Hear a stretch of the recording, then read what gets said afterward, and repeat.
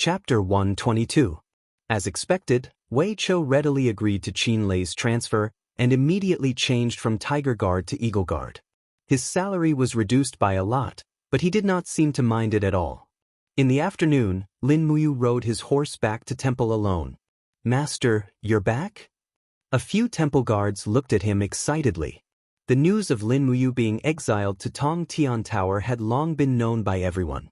Now that they saw Lin Muyu coming back alive, everyone was naturally surprised. After entering temple, everything was the same as before. A group of sparring masters and instructors were focused on training.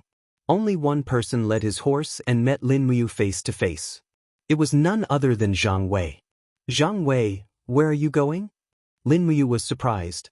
Zhang Wei looked at him in surprise, but then he scratched his head and laughed. "Master Lin Muyu, you're back? Unfortunately, old Zhang, have to leave. I just received my orders yesterday. I have to leave temple." "Where are you going to work?" "Imperial Guard Commander Feng Jixing personally recommended me to be a brigadier general in the Imperial Guard. It should be around the rank of 1,000-men commander." "Then congratulations." Lin Muyu smiled. "This can be considered as a promotion." Zhang Wei felt a little helpless and laughed. "Actually, I still prefer working in temple. I am too straightforward. If I go to the Imperial Guard, I don't know how many people I will offend because of my personality." Lin Muyu patted his chest and said, "Look, didn't I also leave temple and join the Imperial Guard? You're different. You're still a member of temple." Zhang Wei looked back at the row of side halls with some reluctance and said, "I have left temple forever and will be a member of the Imperial Guard from now on." Sigh. Lin Muyu patted his shoulder. "No problem, you and I will always be friends. You're welcome to visit temple anytime." Zhang Wei nodded his head. "Then I'm leaving." "All right, we might meet again when we have time." "That's right, I'm leaving." Zhang Wei led his horse and quietly left. Looking at his back, he seemed a little lonely. Lin Muyu tied up the horse, carried the prairie fire sword and went straight to the main hall of the Divine Temple. She saw Guyang from afar on the waterside pavilion corridor, smiled and said, "Good afternoon, Deacon Guyang." "You is back?" Guyang said with a smile. "The great Deacon was right. You will definitely return to the Holy Temple again. Come, I will take you to him." "All right." Inside the Grand Hall, Lei Hong placed his hand on the lion's head on the Grand Deacon's seat. His eyes shined as he smiled. "You, quickly tell your grandfather about your experiences in Sky Split Tower." Lin Muyu respectfully recounted everything that happened in Sky Split Tower.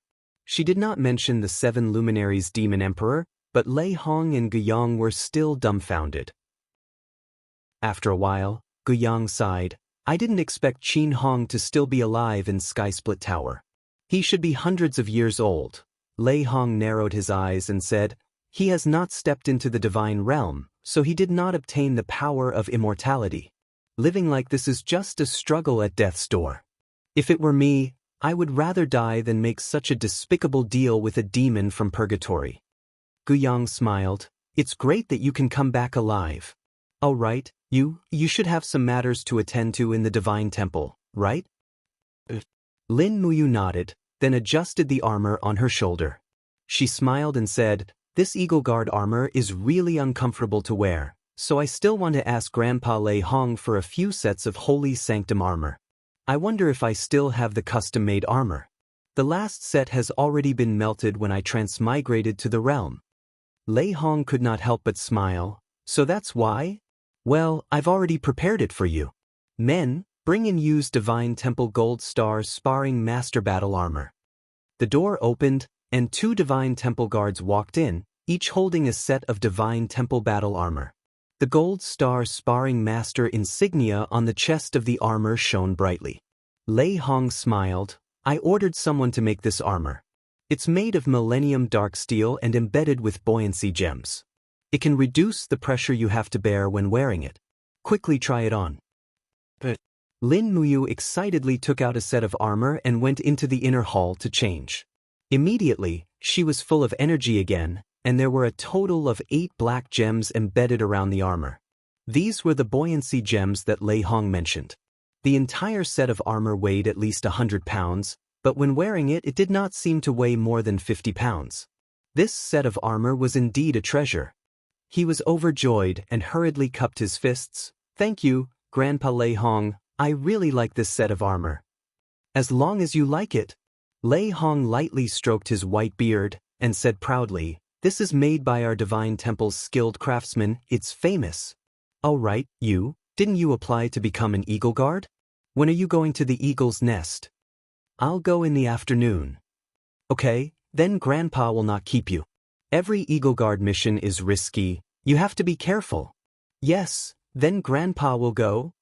But Gu Yang sent him out and sighed as he walked. Now that you've left, Zhang Wei has also left.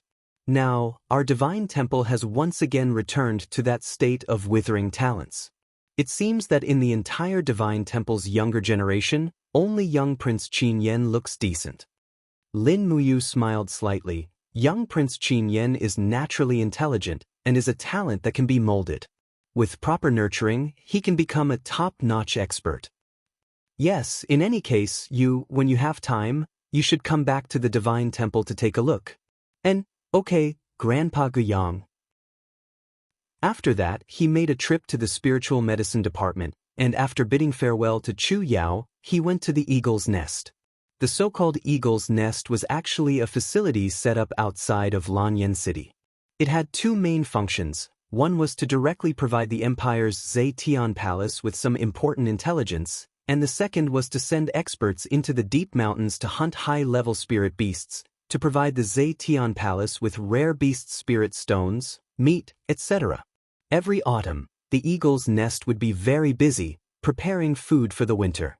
After leaving the city, he galloped along the small path for a few li, and from afar, he could see a camp built on a mountain ridge adjacent to Lanyan City. It was the Eagle's Nest. The Eagle's Nest was a newly built department, and belonged to the Imperial Army. The camp was very simple, and the Central Army was built from a mountain deity temple. The rest of the camps were all tents, and some of the more simple ones were built with grass and wood. It was no wonder that Feng Jixing and Qin Lei said that the Eagle Guards lived a tough life.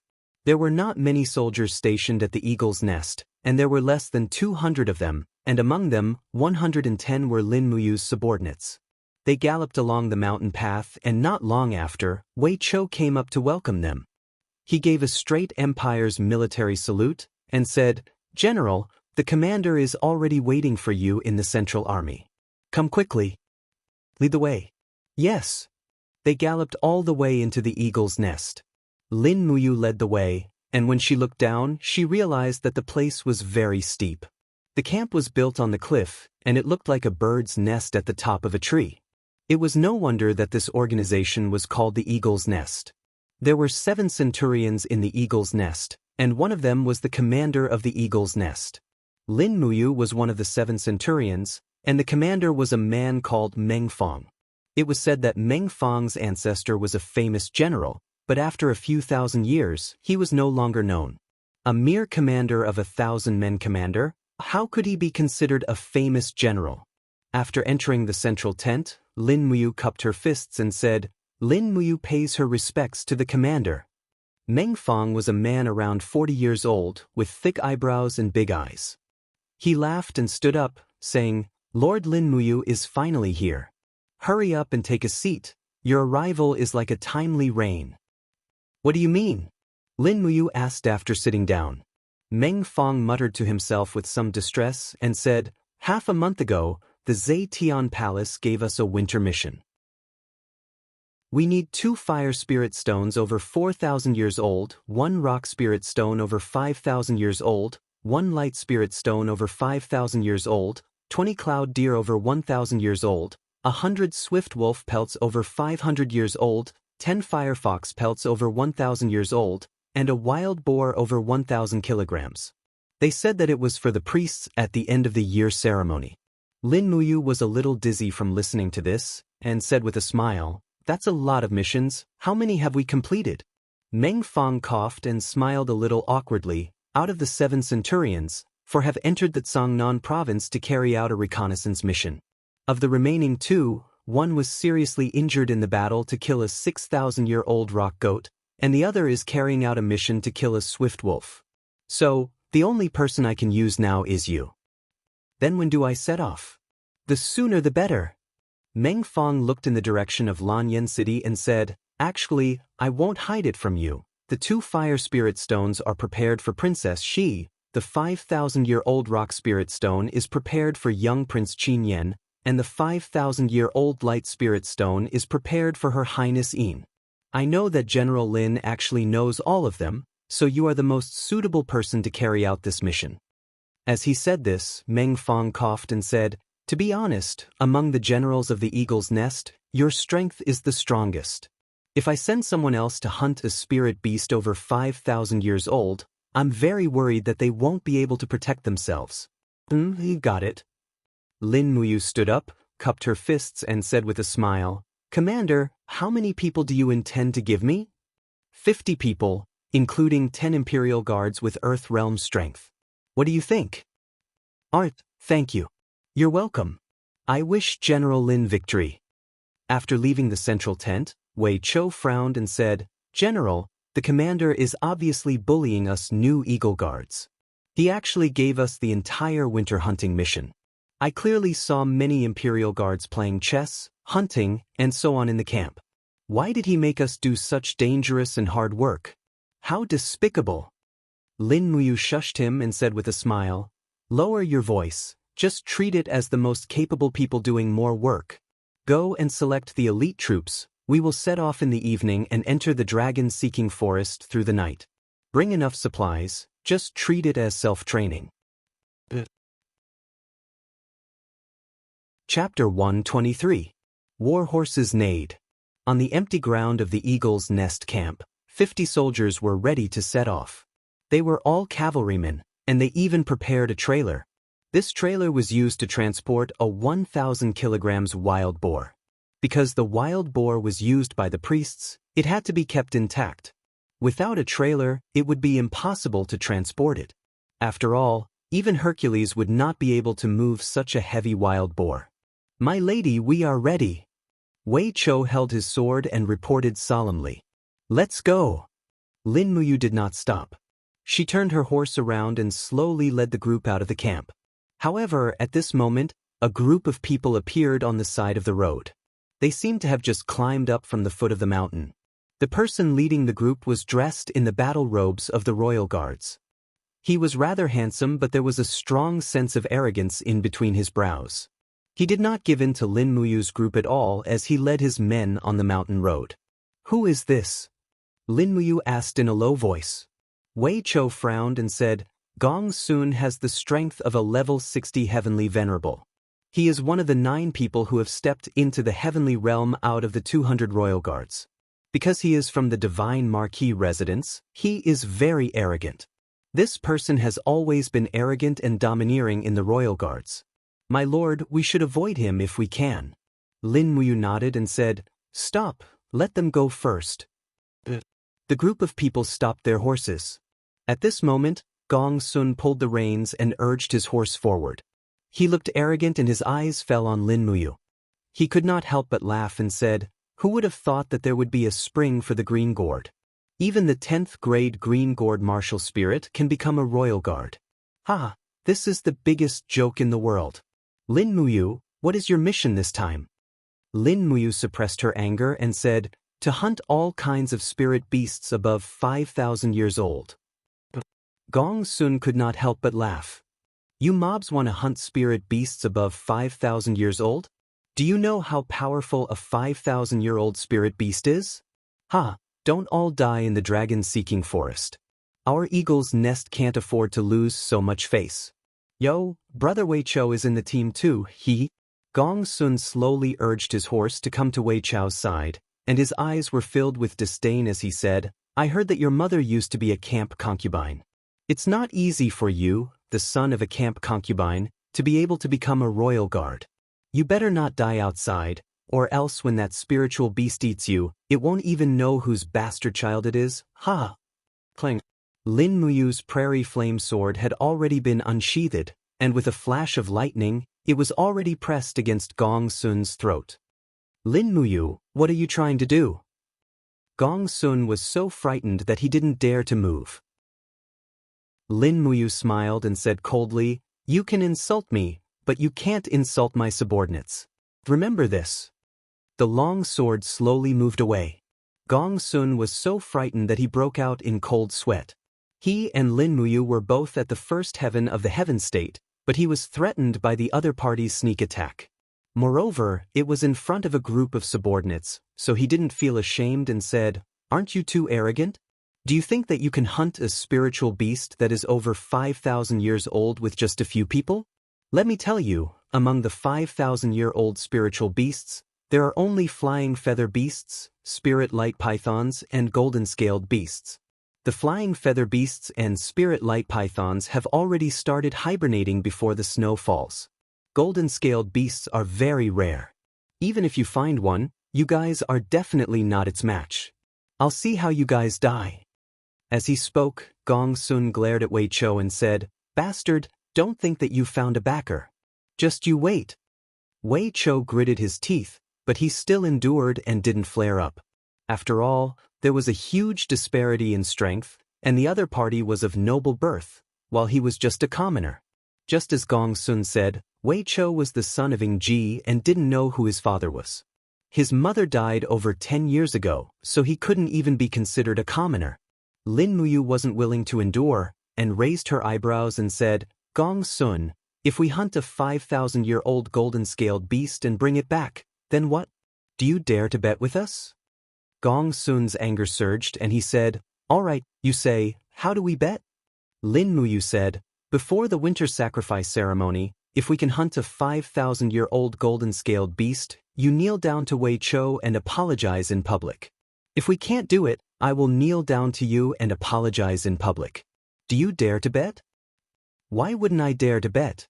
Gong Sun raised his palm and said loudly, "Everyone listen up. If Lin Muyu is able to hunt a golden-scaled beast that is over 5,000 years old, I, Gong Sun, am willing to kneel down and apologize to Wei Chou, but if they are unable to hunt it, Lin Muyu will kneel down and apologize to me, Gong Sun, in front of everyone." Everyone raised their weapons and cheered. This group of people's ability to jeer was indeed not simple. The two teams passed by each other, and the farce was temporarily stopped. But Lin Muyu knew that this matter was far from over. The Divine Marquis Residence's hostility towards her was getting stronger, and there were actually people from the Divine Marquis Residence in the Imperial Guards. This Zhi Yifan was too omnipotent. Was this the rhythm of having students all over the world? Wei Chou urged his horse to follow Lin Muyu, and said in a low voice, "Thank you, sir. What are you thanking me for? You're still so polite with me." He smiled lightly. "Sir?" Wei Chou wanted to say something but stopped.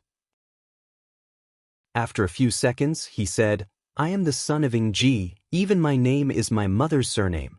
Will you look down on me?" Lin Muyu suddenly stopped her horse, and with a serious expression she said, "Don't say such things in the future. I don't care what your background is, you are my companion, and also my brother. I will not tolerate anyone bullying you in front of me, and I will never look down on you. That's all. Is there anything else you want to ask?" "No more. Then let's go quickly. We must hunt down the golden-scaled beast before the winter sacrifice ceremony. This is not a boast. If we really can't find the golden-scaled beast, I will have to kneel down to that grandson and apologize. You also don't want to see me kneel down to that kind of person and apologize, right?" Wei Chou was relieved, and a smile emerged on his face. He urged his horse to catch up and said, "No, we will definitely find the golden-scaled beast." When night fell, the team arrived at the edge of the dragon-seeking forest. In the distance, more than 10 Imperial Guards were patrolling. The one in the lead, holding a long spear, galloped over on his horse and said, "Who is it?" Wei Chou set up a torch, and Lin Muyu took out his waist token, saying, "Eagle Guard Lin Muyu, under orders to enter the dragon-seeking forest to hunt the required spirit beasts." This Imperial Guard general was a centurion, and his rank was originally higher than Lin Muyu's, but once he heard that he was an Imperial Guard, he immediately showed a respectful expression and said, "Sir, you must be careful entering the dragon-seeking forest so late at night. The swift wolves are most active at night, and we have already hunted down many swift wolves on the outskirts to prevent them from coming down the mountain and harming the people of the small village. Yes, thank you for the reminder. Lin Muyu urged his horse past, and led the 50 elites behind him into the dragon-seeking forest. This forest was actually protected, and ordinary hunters and cultivators were not qualified to enter the dragon-seeking forest at all. Of course, the forest was too big and there were not that many soldiers to protect it, so they only set up a checkpoint on the side adjacent to the imperial capital. They did not encounter any obstacles along the way, and a few swift wolves appeared, but they were all easily taken care of by a few imperial guards in less than 400 years. At midnight, Lin Muyu gave the order to set up camp. They set up camp in a steep terrain. As the highest-ranking general of this small team, Lin Muyu was arranged to be in a cave, but he did not mind. He ate something early and prepared to rest. Leaning against the stone wall, he slowly fell asleep. The spirit pulse technique naturally extended out, and he felt the pulse of the surrounding earth, air, and energy. The Imperial Guards had already entered a deep sleep, and only the 7 Imperial Guards on night patrol had a stronger aura fluctuation. It seemed that after nearly a month of training in the Tong Tian Tower, their souls had become even stronger. On top of that, Lin Muyu did not feel tired even after using the 3rd luminescence twice in a row. He could not help but feel excited. It seemed like he should be eyeing the 7 luminescence demon monarch's 4th luminescence. After all, after stepping into the heaven realm, it was impossible for him to advance at the same speed as before. In fact, Lin Muyu had been stuck at level 60 for a long time, but this kind of thing could not be rushed, and had to be done slowly. As for his true combat strength, it was still increasing, especially after obtaining the 3rd luminaries. His combat strength was on a completely different level from before. He slowly retracted his spiritual sense and entered his E-High. Hua! He materialized above the E-High, holding the burning prairie sword, his temple battle robe fluttering in the wind. A few hundred meters below him was the endless water of the E-High. He raised his palm, and an invisible force forcefully separated the seawater. Here, Lin Muyu's strength could be infinitely increased. In other words, he was a god here. He leaped into the depths of the E-High, and after flying for a long time, he finally saw a person sitting quietly in the chaotic space. It was the 7 luminaries demon emperor. What? You're here to see me again? The 7 luminaries demon emperor did not even need to raise his head to know who it was. Other than this damned brat, it could not be anyone else. Lin Muyu smiled. Demon Emperor, long time no see. The 7 luminaries demon emperor heard this and knew that it was not a good thing. He raised his head and said, "What do you want this time? Why don't you give me the power of the 4th luminaries?" Lin Muyu asked in a negotiating tone. The 7 luminaries demon emperor gritted his teeth. "You bastard, you still want this emperor's 7 luminaries Xian energy? You're courting death." It was another backlash in his soul form. The 7 luminaries demon emperor's body suddenly expanded. His palms were densely covered with stars, and he directly used the 7 luminaries star transformation. But this time, the strength of Lin Muyu's soul couldn't be compared to the previous time. With a "wung" sound, the refining cauldron enveloped the demon emperor. The 5th layer of flames, hellfire, fell, burning the soul of the 7 luminaries demon emperor until it howled miserably. The power of the 7 luminaries star transformation was also annihilated. "Are you giving it to me?" he asked. The 7 luminaries demon emperor would rather die than surrender. "I'd rather die than surrender." "Then I'll take it myself." Under the tempering of the hellfire, the soul of the 7 luminaries demon emperor slowly emitted some energy and was completely refined by the refining cauldron. Suddenly, a group of ghosts roared and rushed inside the refining cauldron. Lin Muyu hurriedly raised her palm. An invisible hand quickly grabbed these ghosts and refined them. Instantly, a powerful force filled her body. She had obtained a new ability, 4 luminaries demon god's cry. Phew! Slowly opening her eyes, Lin Muyu raised her right palm and slowly exerted force. Immediately, a demon god constellation condensed in her palm. It was the sound of the 4 luminaries demon god's cry. However, her blood also felt like it was swelling and her head was about to split open.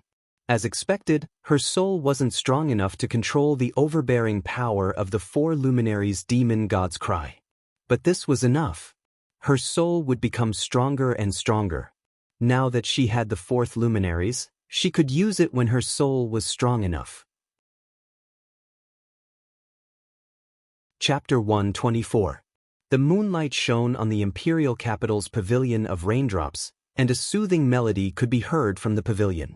The melody rose and fell, as though it was narrating a young lady's state of mind.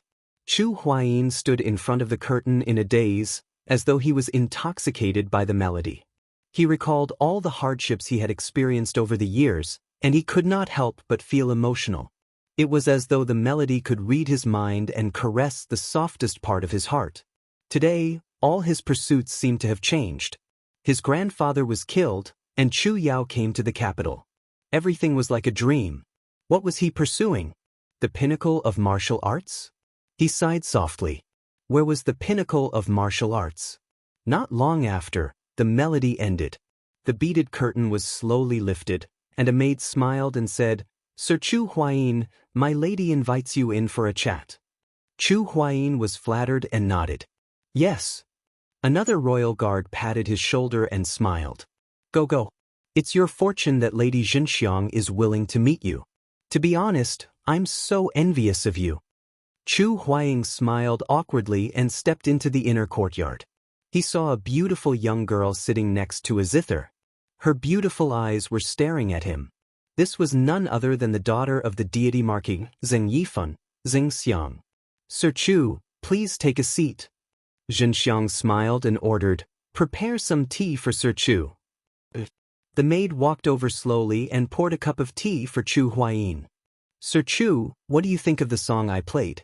Jinxiang asked with a faint smile. Chu Huayin was a little absent-minded and hurriedly said, "This song should only be heard in the heavens." "Lady Jinxiang, how do you know me?" "I'm just a small royal guard." Jinxiang laughed and said, "Sir Chu, do you remember the sword duel tournament 3 years ago? You used the star-plucking finger to consecutively defeat more than 10 experts, but ultimately lost to Feng Jixing's wind-walking saber technique. What a pity! At that time, this little girl was at the side of the stage, and personally witnessed Lord Chu's unparalleled talent." Chu Huayin couldn't help but blush. "That was just a small trick. It's nothing compared to Miss Jinxiang's zither music." Cheng Xiang gently smiled. Among the outstanding talents of the imperial capital, Feng Jixing and Qin Lei's martial arts can be said to be the best, but they are not proficient in music. Only Lord Chu is a true all-rounder.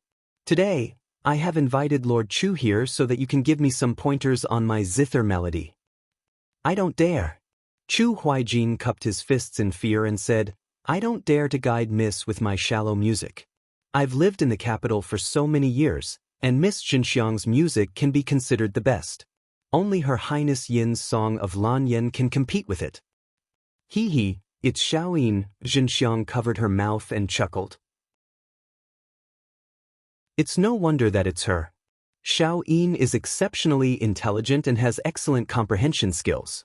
Her attainments in music are definitely above mine. Oh right, Official Chu, I heard that your younger sister, Chu Yao, is already in the capital?" Chu Huaimian said, "Miss, why are you asking about Yao?" Zhen Xiang's gaze was somewhat gloomy. Lord Chu should also understand that the conflict between the Divine Marquis residents and the Imperial Guard is becoming more and more intense. Father and brother are extremely angry because of this every day. This time, I have invited you here in order to resolve the conflict between the Divine Marquis residents, the Imperial Guard and the Divine Temple. Chu Huaijin's heart trembled. "May I ask what Miss is thinking?" Jinxiang sighed faintly and looked deeply at Chu Huaijin with her beautiful eyes. "I won't hide it from you.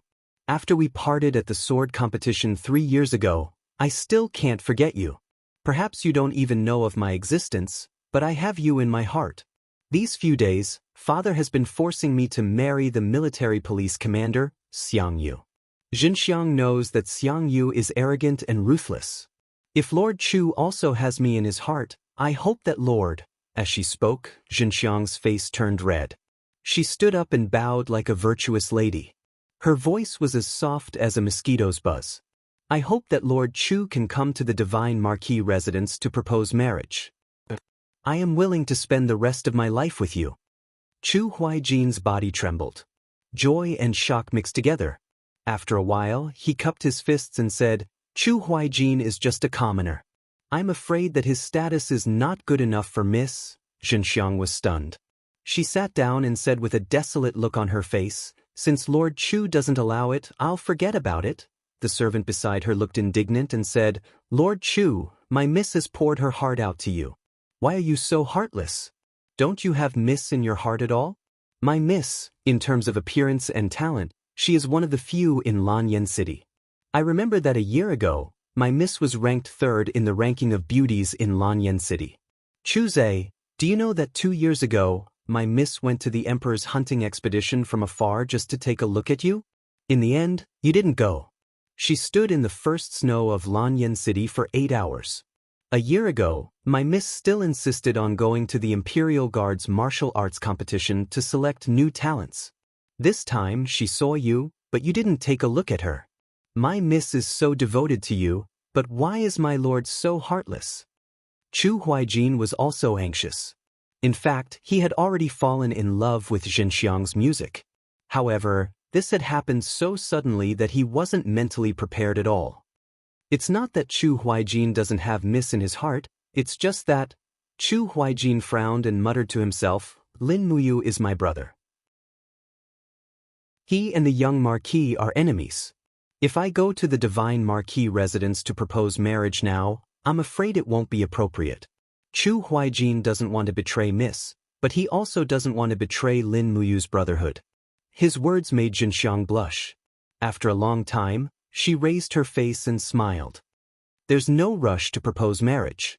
It's fine as long as Lord Chu has me in his heart. Chu Huaijin cupped his fists and said, I hope Miss won't blame me for being rude. Give me a little more time, I won't disappoint you. Xinxiang smiled sweetly, but she was so shy that her face was flushed. She wanted to look at Chu Huaijin, but she didn't dare to. She lowered her head and stammered for a while before saying, Then can Lord Chu come again tomorrow? Chu Huaijin was stunned. Miss, I'm on duty tomorrow. When will Lord Chu be free? The day after tomorrow. Then let's meet here the day after tomorrow. What does Lord Chu think? Chu Huaijin blushed and said awkwardly, This? Chu Huaijin is a commoner. His salary as a royal guard is only average. Why don't we meet at a cheaper place next time? I'm afraid it'll be unfair to Mississippi. Xinxiang giggled and looked at him deeply. It's not unfair at all. Wherever you are, it's a wonderful place. Chu Huaijin will return to Zetian Palace. We can't delay for too long. Xinxiang will send you off. In the night, Chu Huaijin and Xinxiang walked out of the pavilion of raindrops side by side. They didn't know that a pair of eyes was staring at them from the pavilion. It was a skinny man around 30 years old. His face was filled with jealousy and hatred. Chu Huaijin, you bastard! How dare you try to get your hands on my Mississippi? If the Divine Marquis finds out, he'll make you wish you were dead. Xinxiang and Chu Huaijin naturally didn't know that danger was approaching. They were still immersed in the joy of their first love. This day was very important to both of them. The happiest thing in the world was knowing that the person you love also loves you. The cries of wild pheasants broke the silence of the night. A ray of sunlight pierced through the clouds. The sky was bright. Lin Muyu woke up from her sleep. She had a good sleep.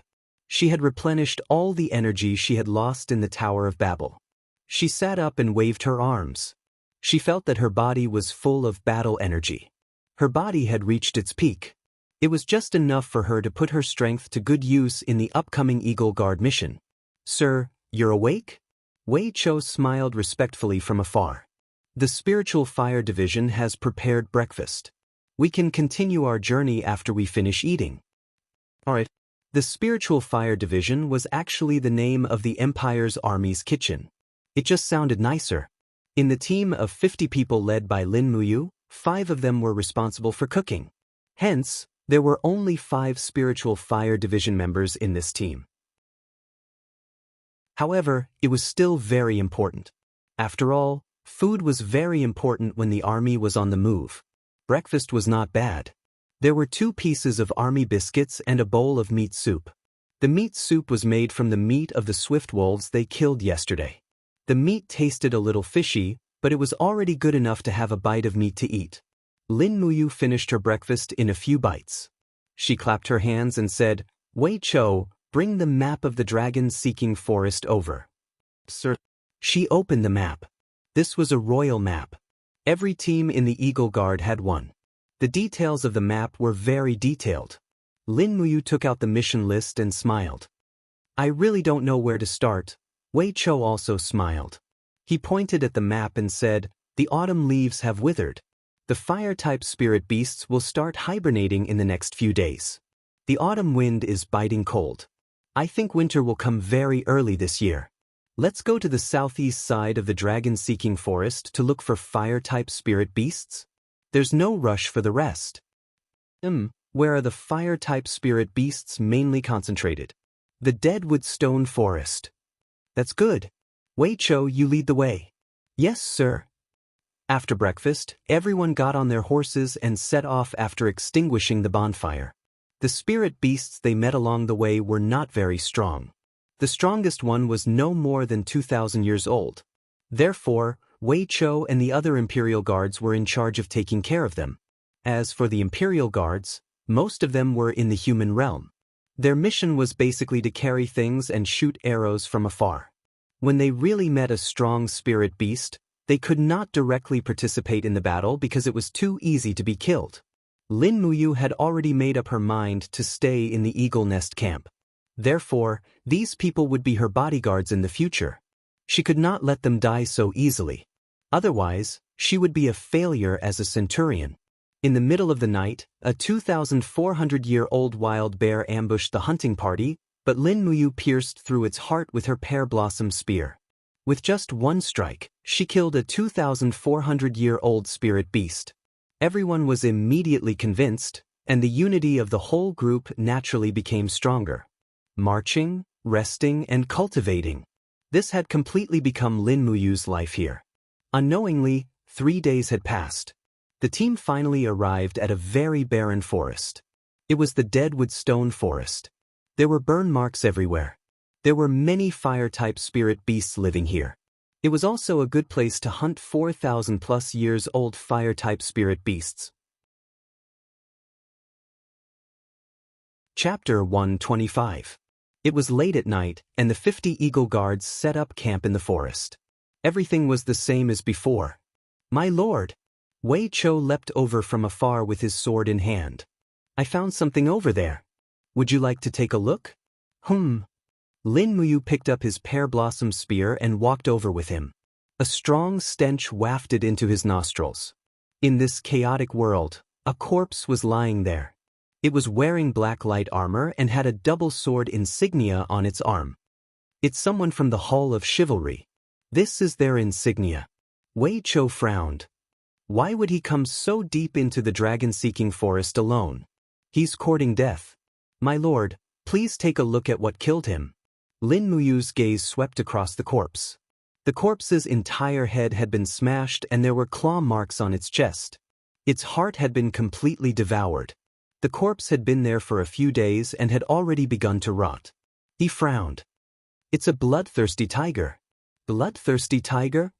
Wei Chou was slightly stunned. "Yes, bloodthirsty tigers love to smash their enemies' heads with their claws and devour their prey's hearts. Moreover, there are burn marks on this corpse. It's most likely a bloodthirsty tiger." As he spoke, Lin Muyu rubbed his nose. "Bury this corpse and rest as usual. Tomorrow, prepare to hunt the bloodthirsty tiger.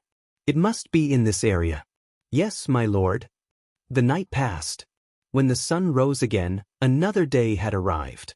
10 people were left behind to look after the horses while the remaining 40 were led by Lin Muyu into the nearby forest. As they walked, Wei Chou asked, "My lord, how do you determine where the bloodthirsty tiger is?"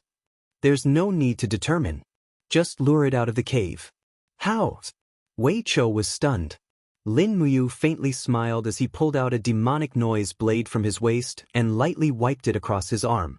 Fresh blood immediately flowed out as he said with a smile, "The bloodthirsty tiger is bloodthirsty, but it loves the blood of living people the most. Its sense of smell is extremely sensitive, and as long as a living person bleeds, it will be able to smell it within 10 miles. My lord." Wei Chao's gaze was sharp. "If you need human blood, why don't you use our blood? Sir's blood is so precious. How can you use it for such a thing?" "It's okay, I'm used to it." Lin Muyu recalled the first time she and Chu Yao were used as bait. At that time, she almost bled to death. Now that she thought about it, she really felt that things remained the same, but people had changed. The roar of a fierce tiger could be faintly heard from afar. "Line up and prepare for battle." Lin Muyu gripped her sword and quickly applied some ointment on her wound to stop the bleeding. The bleeding had attracted the bloodthirsty tiger in less than 20 minutes. It seemed that the bloodthirsty tiger's residence was very close. The surrounding temperature slowly rose. The bloodthirsty tiger was getting closer and closer. Even the spirit pulse technique had detected the location of the bloodthirsty tiger's energy fluctuations. Lin Muyu looked back and said, "Over there, don't do anything. Let me go first. I'll call for you when I need help." Everyone nodded in agreement. The royal army soldiers all had nervous looks on their faces.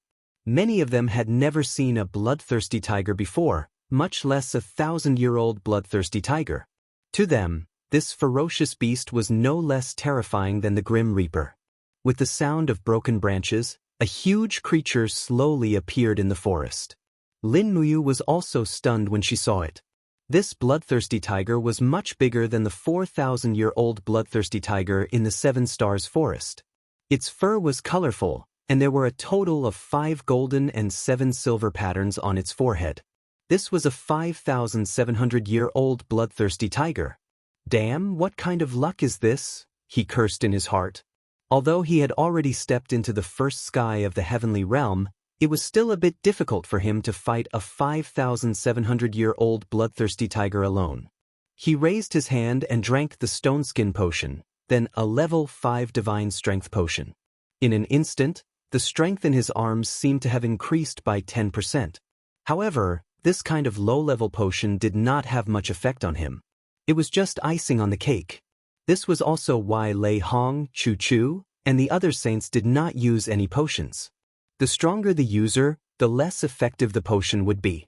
This was because the strong could only become strong by digging out their own potential, and potions were also used to dig out their potential. This was common sense. "My lady, be careful. It's a 5,700-year-old bloodthirsty tiger," Wei Chou shouted from afar. He was almost suffocating. Lin Muyu nodded. "Don't do anything until I say so. Don't get close to the bloodthirsty tiger. Just shoot it with your arrows." "Yes." Roar. The proud bloodthirsty tiger let out another long roar. One could imagine that it had rarely met a worthy opponent here for many years, or else it would not have such a king's aura. It leaped and swung its claws at Lin Muyu's head. As expected, it wanted to blow up her head again. Unfortunately, the current Lin Muyu was no longer the same as before. She was faster and stronger. She suddenly lowered her body and dodged the bloodthirsty tiger's attack. At the same time, she rolled away and slashed the burning prairie sword across the bloodthirsty tiger's abdomen. Crack! Surprisingly, the bloodthirsty tiger was enveloped in a layer of blazing stellar energy. It had actually managed to block the burning prairie sword's attack head-on. The bloodthirsty tiger turned around and whipped its tail at Lin Muyu. This time, Lin Muyu couldn't dodge it. It was too fast. Lin Muyu raised her arm and used black tortoise shell plus dragon scale wall to protect herself. Bang! The bloodthirsty tiger's tail seemed to have hit a steel shield. The black tortoise shell cracked a little, but it wasn't fatal. Lin Muyu took advantage of the situation and slid to the other side of the bloodthirsty tiger. She opened her right hand and used fire to control her sword while her left hand turned into an iron palm. Demonic energy condensed in her palm, and she slammed it at the bloodthirsty tiger's flank. Two luminaries' demonic dance. Bang! Flames flew everywhere. The bloodthirsty tiger was just an animal after all, and it could not withstand the attack of the 7 luminaries' profound force. It howled in pain and stumbled back a few steps, the righteous energy around its body beginning to dissipate. Lin Muyu raised her right hand and used Dragon Flame's spiral slash. Her long sword whistled through the air and pierced through the bloodthirsty tiger's abdomen. Blood, fur, and organs immediately fell to the ground. "Ah, my lady is mighty." Wei Chou and the others laughed loudly. Lin Muyu's spirit pulse technique sensed that the bloodthirsty tiger's spirit energy was rising instead of decreasing. She hurriedly shouted, "Be careful, everyone, get down." The group fell to the ground in unison. The bloodthirsty tiger roared angrily, and flames erupted from the spirit core in its head, spreading in all directions. Bzz. The walls of the gourd continued to be buffed by the raging flames. Lin Muyu walked towards the bloodthirsty tiger step by step, her blood and qi surging within her body. This 5,700-year-old spirit beast was simply too powerful.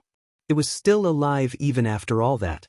Just as she got closer, the bloodthirsty tiger roared again and slammed its claws into the wall of the gourd. Pang! The mystic tortoise shell shattered, and 3 deep gashes appeared on the dragon scale wall. Lin Muyu's body swayed, and she retreated a few steps. A trickle of blood flowed from the corner of her mouth. In the end, she was still injured. Her strength was not enough to kill a 5,700-year-old bloodthirsty tiger without taking any damage. She opened her palm slightly, and the burning prairie sword, which had been stabbed into the rock, began to tremble and hum. Using the power of the sword of lightning, she pulled it out with a clang, then turned it into a streak of light and stabbed it into the bloodthirsty tiger's body once more. This time, the bloodthirsty tiger's spirit energy was almost completely depleted. Under the spirit pulse technique's detection, the bloodthirsty tiger was already on the verge of death. He sat down on a rock behind him and said, "All right, go and cut the bloodthirsty tiger's throat. Be careful not to injure its brain. It would be a pity if you damaged this precious fire-type spirit stone." "Yes, my lady." Wei Chou raised his sword and rushed over, cutting the tiger's head in half. With another 2 slashes, the bloodthirsty tiger's head and tail were separated.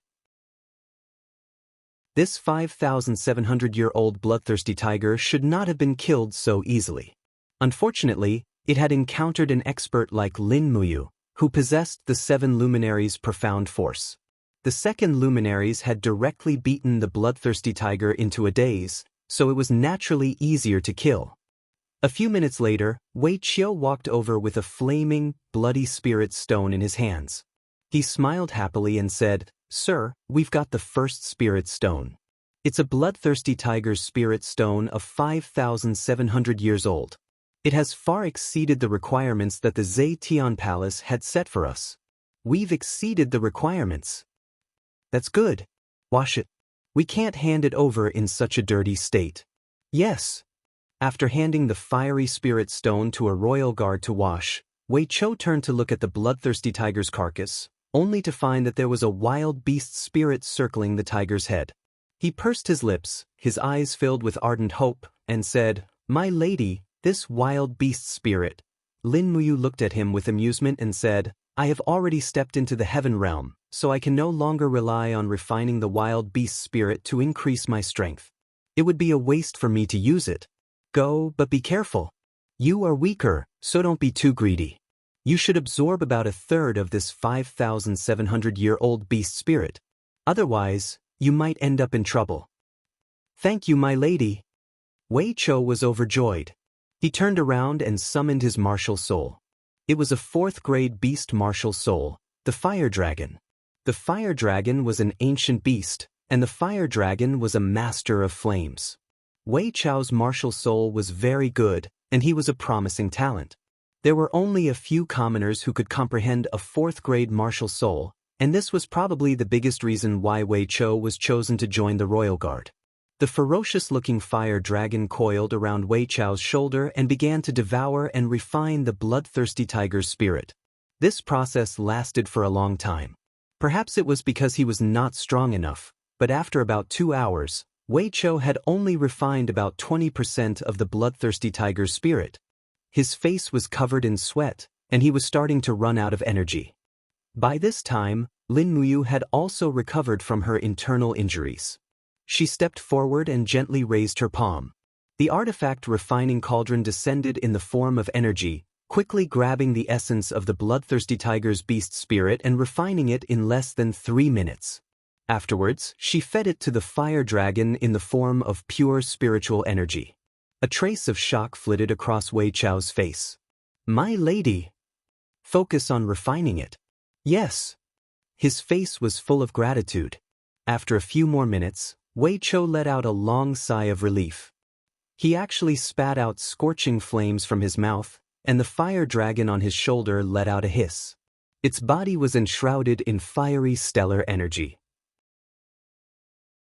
"My lady!" Wei Chou was ecstatic. This general has refined the bloodthirsty tiger's ability. It's that fiery stellar energy." Lin Muyu pretended not to know. She patted his shoulder and smiled. "Not bad. You're very lucky, kid." "Thank you, my lady." Although Wei Chou didn't know what was going on, he knew that Lin Muyu must have helped him. Otherwise, refining the bloodthirsty tiger's beast spirit would not have been so easy. Chapter 126. On the 6th day after entering the dragon-seeking forest, they finally found a second fire-type spirit beast that was over 4,000 years old. It was a 4,200 years old flaming ironback bear. Roar! The flaming ironback bear stood at the bottom of the cliff and roared, but it did not initiate an attack. It was very smart and could sense that there was a very strong person in this group, Lin Muyu. It could not see through this person's strength. "Master." Wei Chou was eager to give it a try and said, "Let us handle this spirit beast. We can't let you handle it yourself. Otherwise, what's the point of us coming here, right?" Lin Muyu could not help but smile. "All right, you guys go, I'll hold the line. However, you guys must be careful. You can get hurt, but you can't die. If you die, everything will be gone." "Yes, master, don't worry." Wei Chou called for 3 royal guards to attack together. Among them, Wei Chou was the strongest as a battle saint, while the other 3 were battle venerables, and battle venerables, respectively. Overall, they could challenge a 4,200 years old spirit beast, but it would be more dangerous. Therefore, 2 of the battle venerables carried their heavy shields and advanced cautiously. Wei Chou and the other battle saint pulled out their swords and summoned their martial souls, ready to fight with their lives at any time. "Go, attack formation." Wei Chou let out a low roar. 2 royal guards carried their shields and rushed forward to cover him. The flaming ironback bear sensed the impending danger and roared furiously as it swatted out with its iron paw. The shield of one of the royal guards was knocked back. That thick and heavy shield actually had a deep impression of the bear's paw. Even the raging flames had swept past the mark, showing signs of melting. However, the ironback bear had also paid a price for this attack. Its shoulder had been heavily slashed by Wei Chou's sword, causing blood to spurt out. The ironback bear began to charge ferociously, directly pouncing on another shield-wielding royal guard to the ground. Brandishing its sharp claws, it continuously smashed the shield 3 or 4 times. The royal guard groaned in pain, already injured by the fierce flames. Lin Muyu quickly moved her palm to the hilt of her sword. The burning prairie sword was ready to be unsheathed at any moment. Poof! Wei Chou's heavy sword once again pierced through the iron-backed bear's thick, stony skin, directly piercing into its heart. The other royal guard's sword pierced into the iron-backed bear's mouth, causing blood to splatter out. Good heavens, none of the royal guards were easy to deal with. Their attacks were all too ruthless. However, they had still underestimated the iron-backed bear's vitality. With a furious roar, the iron-backed bear quickly unleashed a wave of raging flames, causing the 3 royal guards to continuously retreat. They were probably all injured, but only Wei Chou still stood in place with his sword in hand. With the fire centipede martial soul protecting him, he used the ability of the fire chi to block the iron-backed bear's raging flames. This skill was indeed rather useful. The iron-backed bear was completely unleashing its vitality to counterattack. After the raging flames had burned the surroundings into ashes, its own strength had also instantly dropped to rock bottom. In a flash, Wei Chou appeared in front of the iron-backed bear. He leaped up and swept his sword horizontally. Crack! The huge bear's head slowly slid down. Lin Muyu couldn't help but secretly cheer, "Beautiful!" A few minutes later, Wei Chou dug out a fresh fire spirit stone and said with a smile, "Madam, the mission to collect fire spirit stones has been completed. Our performance is not bad, right?" Lin Muyu cast an approving look at him. "The royal guards are indeed dragons among men, heh? Hee, madam is too kind." Wei Chou happily washed the iron-backed bear's spirit stone with the water in his water bag. He wasn't old, perhaps even younger than Lin Muyu. In fact, he was still a very childish fellow. However, as a member of the royal guards and a commoner's background, the pressure in his life was simply too great. The royal guards didn't keep idle people, so he had to improve his strength every day. Otherwise, he might be replaced by someone else one day. A group of royal guards happily skinned the iron-backed bear and took out its meat. After eating the bloodthirsty tiger's meat for several days, their mouths were all very picky. The bloodthirsty tiger's meat was too bitter and not very tasty. On the other hand, although the iron-backed bear's meat was coarse, it was very resistant to hunger. Many people in the army liked to eat bear meat to fill their stomachs, but the iron-backed bear was very rare. The people of the Spirit Fire Division carried bags of bear meat and hung them on the sides of the war horses. Lin Muyu mounted her horse and looked around. She discovered that everything here had withered. There wasn't a trace of greenery in the mountains. In just a few days, the change from autumn to winter had been completed. Just as Wei Chou had said, winter seemed to have come especially early today. Lin Muyu rubbed her hands together and said, "Let's set off quickly. Where's our next destination?" Wei Chou unfurled the map and looked at it. He said, "Rubble Valley, located in the northwest corner of the dragon-seeking forest. There are rocks everywhere, so most of the spirit beasts living there have absorbed a lot of rock attribute spirit energy.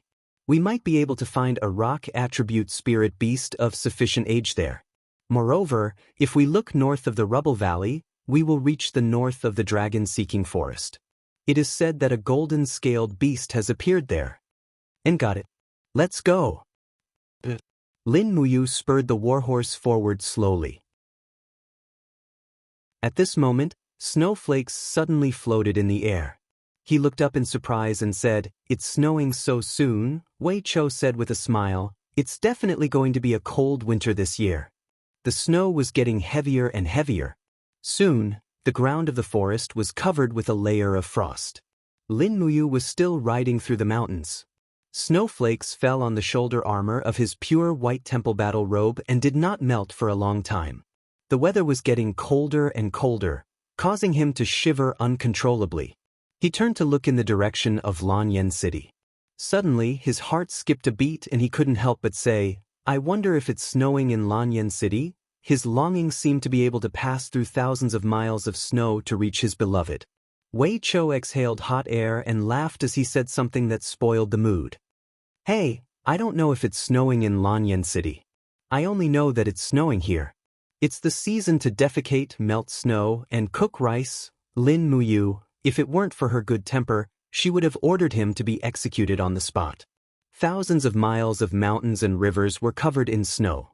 It was snowing heavily in Lanyan City.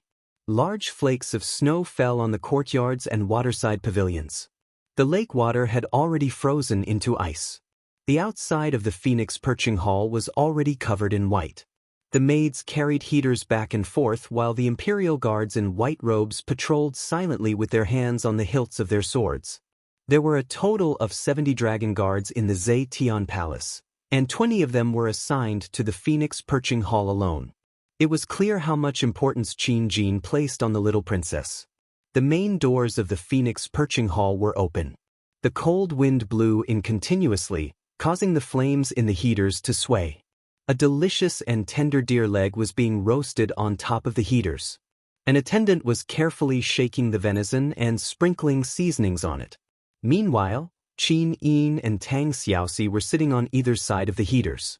The two of them looked at the falling snow together, as if their minds were no longer on the delicious food in front of them. I wonder if it's snowing in the dragon-seeking forest, Qin Yin suddenly said. Tang Xiaoxi had wanted to say this a long time ago, but she was too embarrassed to say it.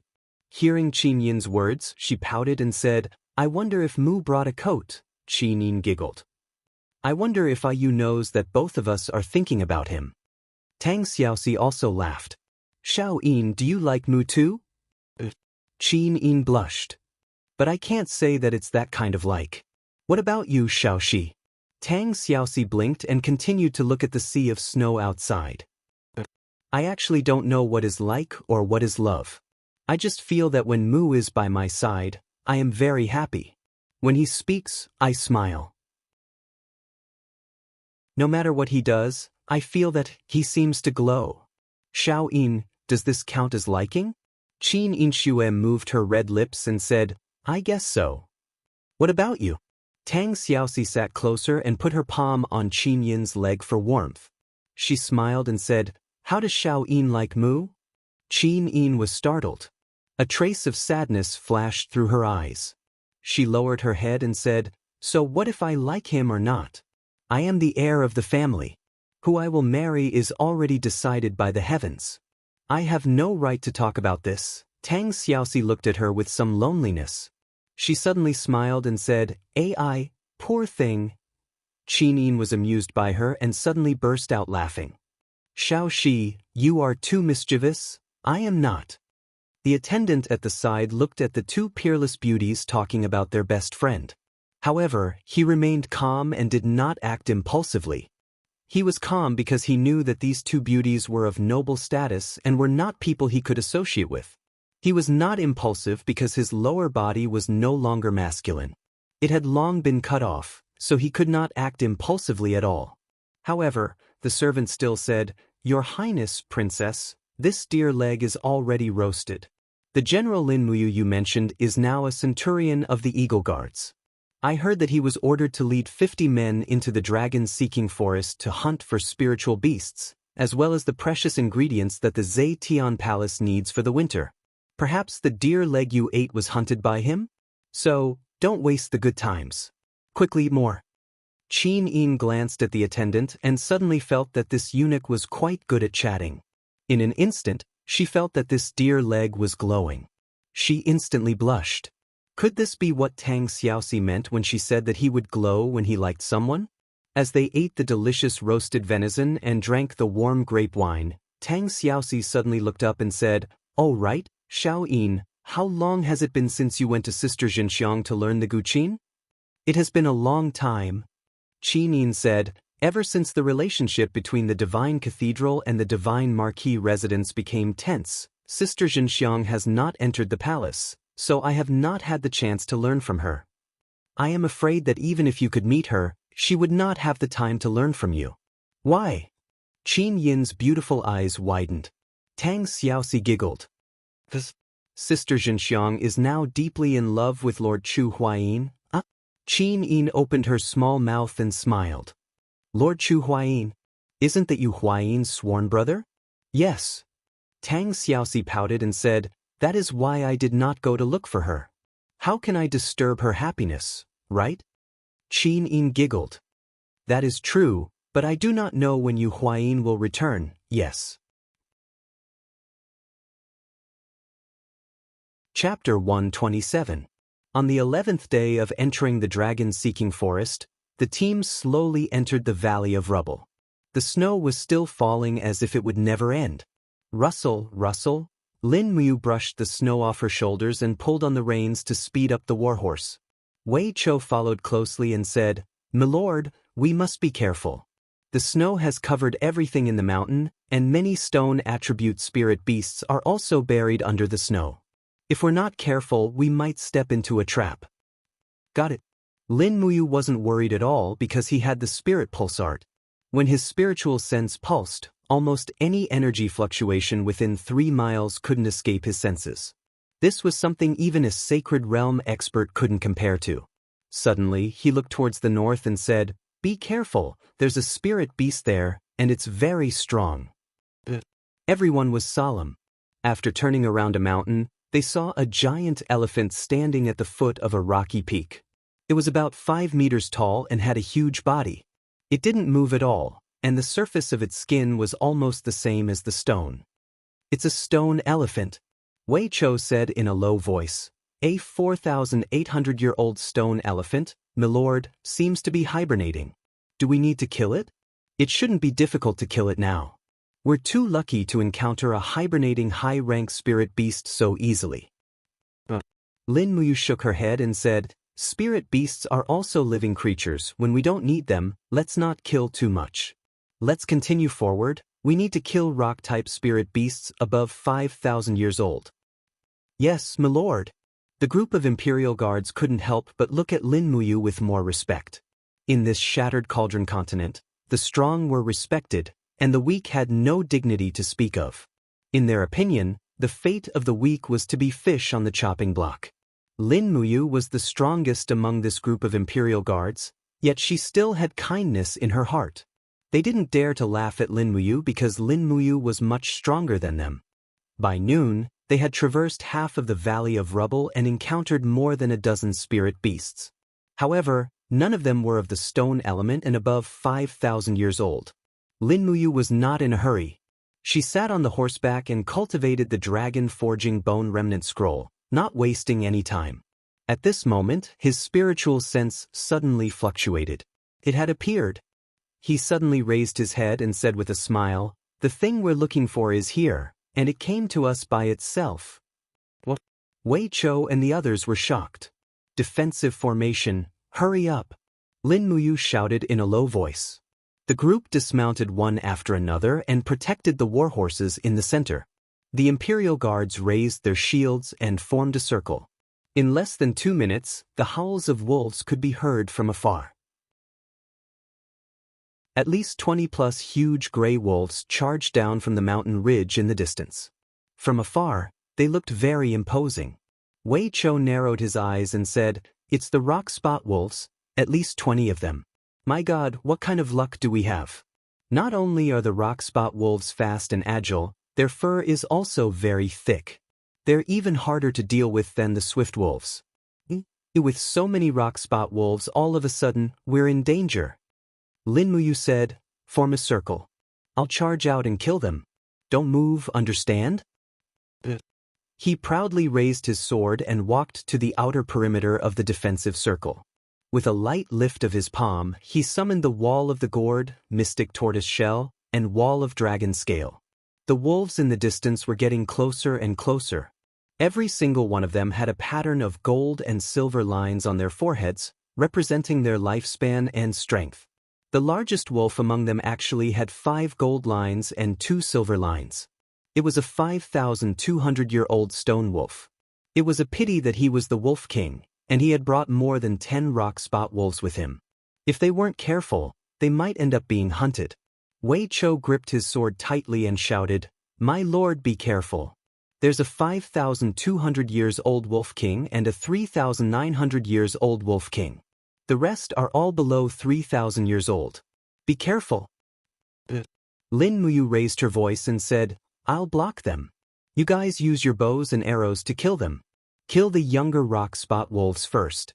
If they pounce and bite, you must defend yourself. Don't let the warhorses get attacked. Otherwise, we'll be in trouble." As they spoke, the Wolf King had already arrived. Lin Muyu rushed forward without hesitation and activated Thunderous Frenzy. Crack!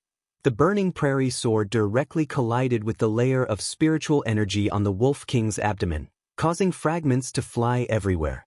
However, it was unable to harm the Wolf King. On the contrary, the Wolf King pounced with all its might and directly hit the wall of the gourd.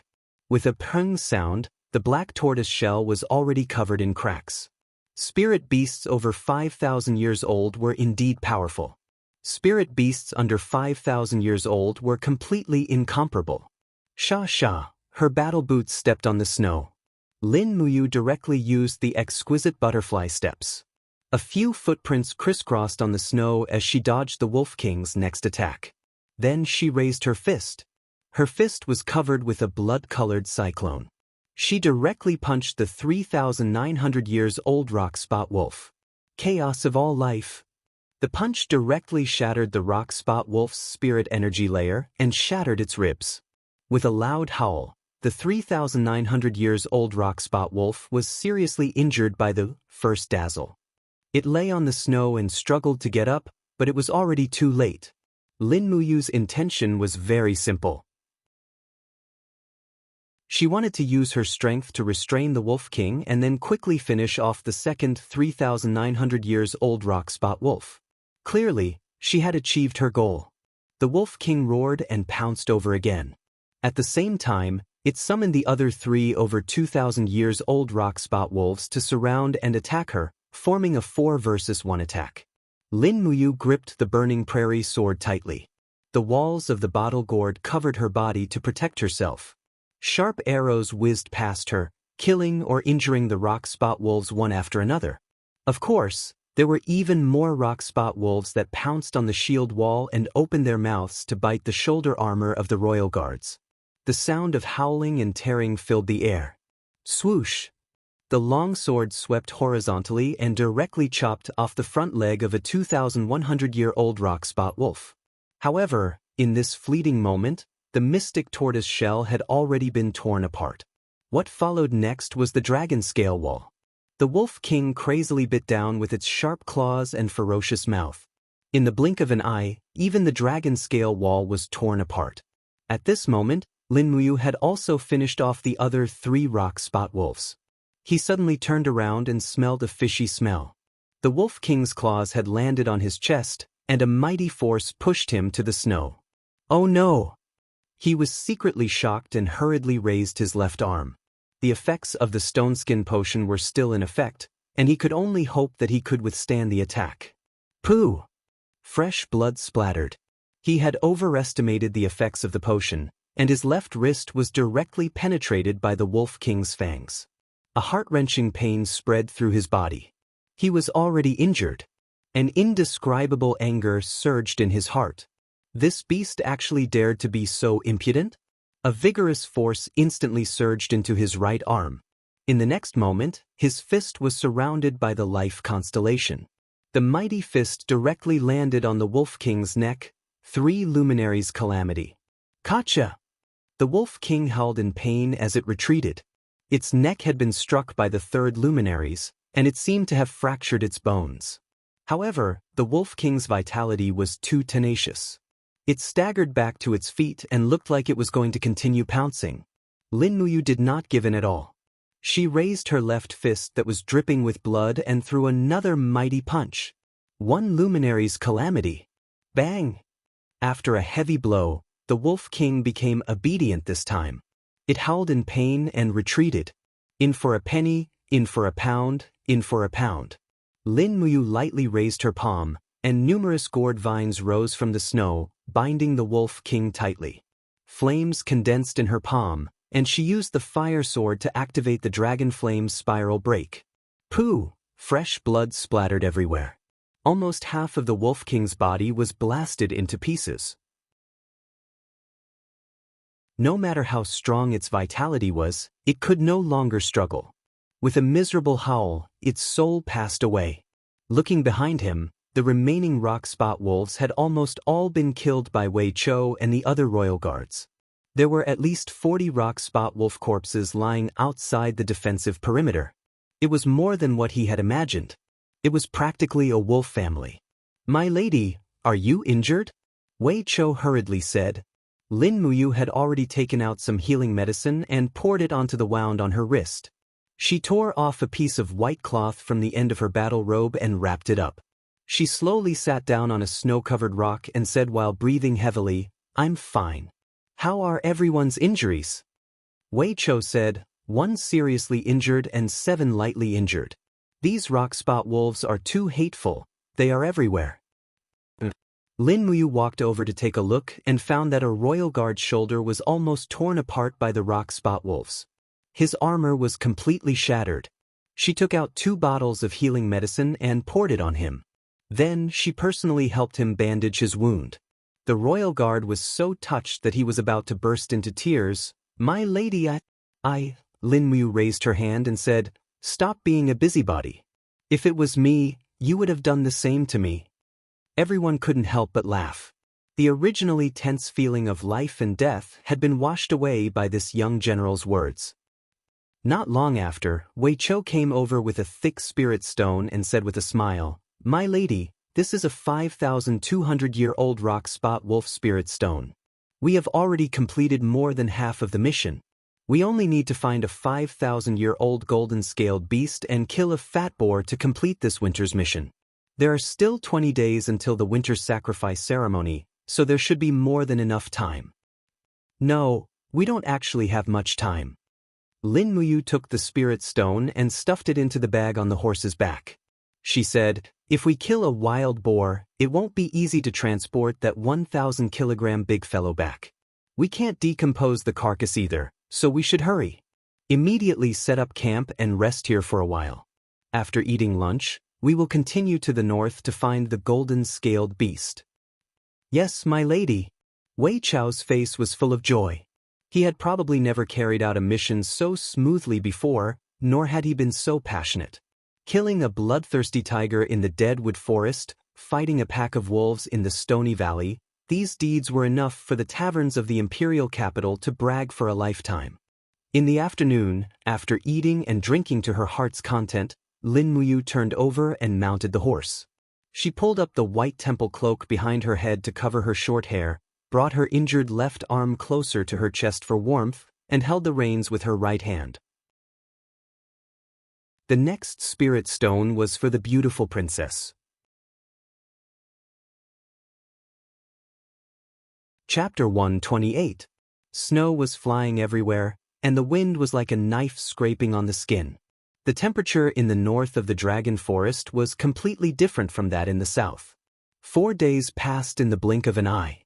Lin Muyu and the others had been in the dragon forest for half a month, but they still hadn't found the golden-scaled beast. "Master!" Wei Chou took a breath and warmed his palms. He looked up at the falling snow and said, "At this rate, the snow will seal the mountain in a week at most. If we can't find the golden-scaled beast, I'm afraid we can only spend the winter in the dragon forest." Lin Muyu continued to ride forward and didn't respond to Wei Chou's words. Instead, she turned around and asked, "Is there enough fodder for the horses?" An imperial guard said respectfully, "There's enough for 3 days." Lin Muyu frowned and said, "Continue the march." It was almost dusk, and the snow still didn't stop. The team slowly entered a gourd-shaped valley. Wei Chou couldn't help but smile. "Master, your martial soul is the green gourd. This is the gourd valley on the map. Maybe it's our blessed land." Lin Muyu nodded and smiled. The spiritual pulse technique continued to extend to its maximum range. Not long after entering the valley, there was indeed a trace of energy pulsation, and this time the range of the fluctuation was very strong. Lin Muyu immediately raised her palm and said, "Be careful, there's a spirit beast approaching quickly. It's very strong. Be on guard." Everyone turned over and dismounted, holding their swords and sabers. Many people pulled their longbows with trembling hands. Maybe it was because the weather was too cold, but the bow made a squeaking sound when it was pulled taut, as if it would break at any time. "It's coming." Wei Chou's face turned cold. It was when night fell. There was a beast roar from the other side of the valley, followed by a golden light soaring into the sky. This made Wei Chou couldn't help but show a happy expression. "Master, it's the golden-scaled beast." The golden-scaled beast was an exotic beast that could devour and release light energy. It was also one of the rare light-type spirit beasts. Lin Muyu remained seated on her warhorse with her sword in hand. She did not move at all. As far as her eyes could see, a ferocious beast covered in golden scales trod through the snow. Its head was like that of a ferocious tiger, but its body was like that of a cheetah. It let out a low growl as its blood-red eyes stared fixedly at Lin Muyu and the others. 4 golden and 8 silver lines flashed on its head. "Damn it."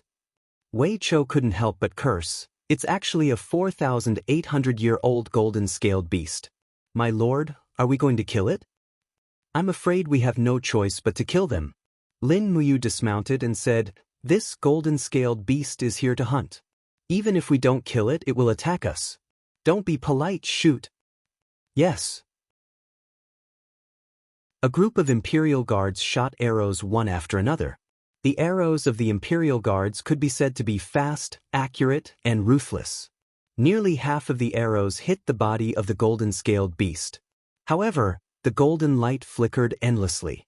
The skin of the golden-scaled beast seemed to have some kind of shield, blocking all the arrows. "Can't shoot through, what should we do?" Wei Chou was stunned. "Continue to shoot." Lin Muyu said lightly, "The light energy condensed shield needs to consume energy.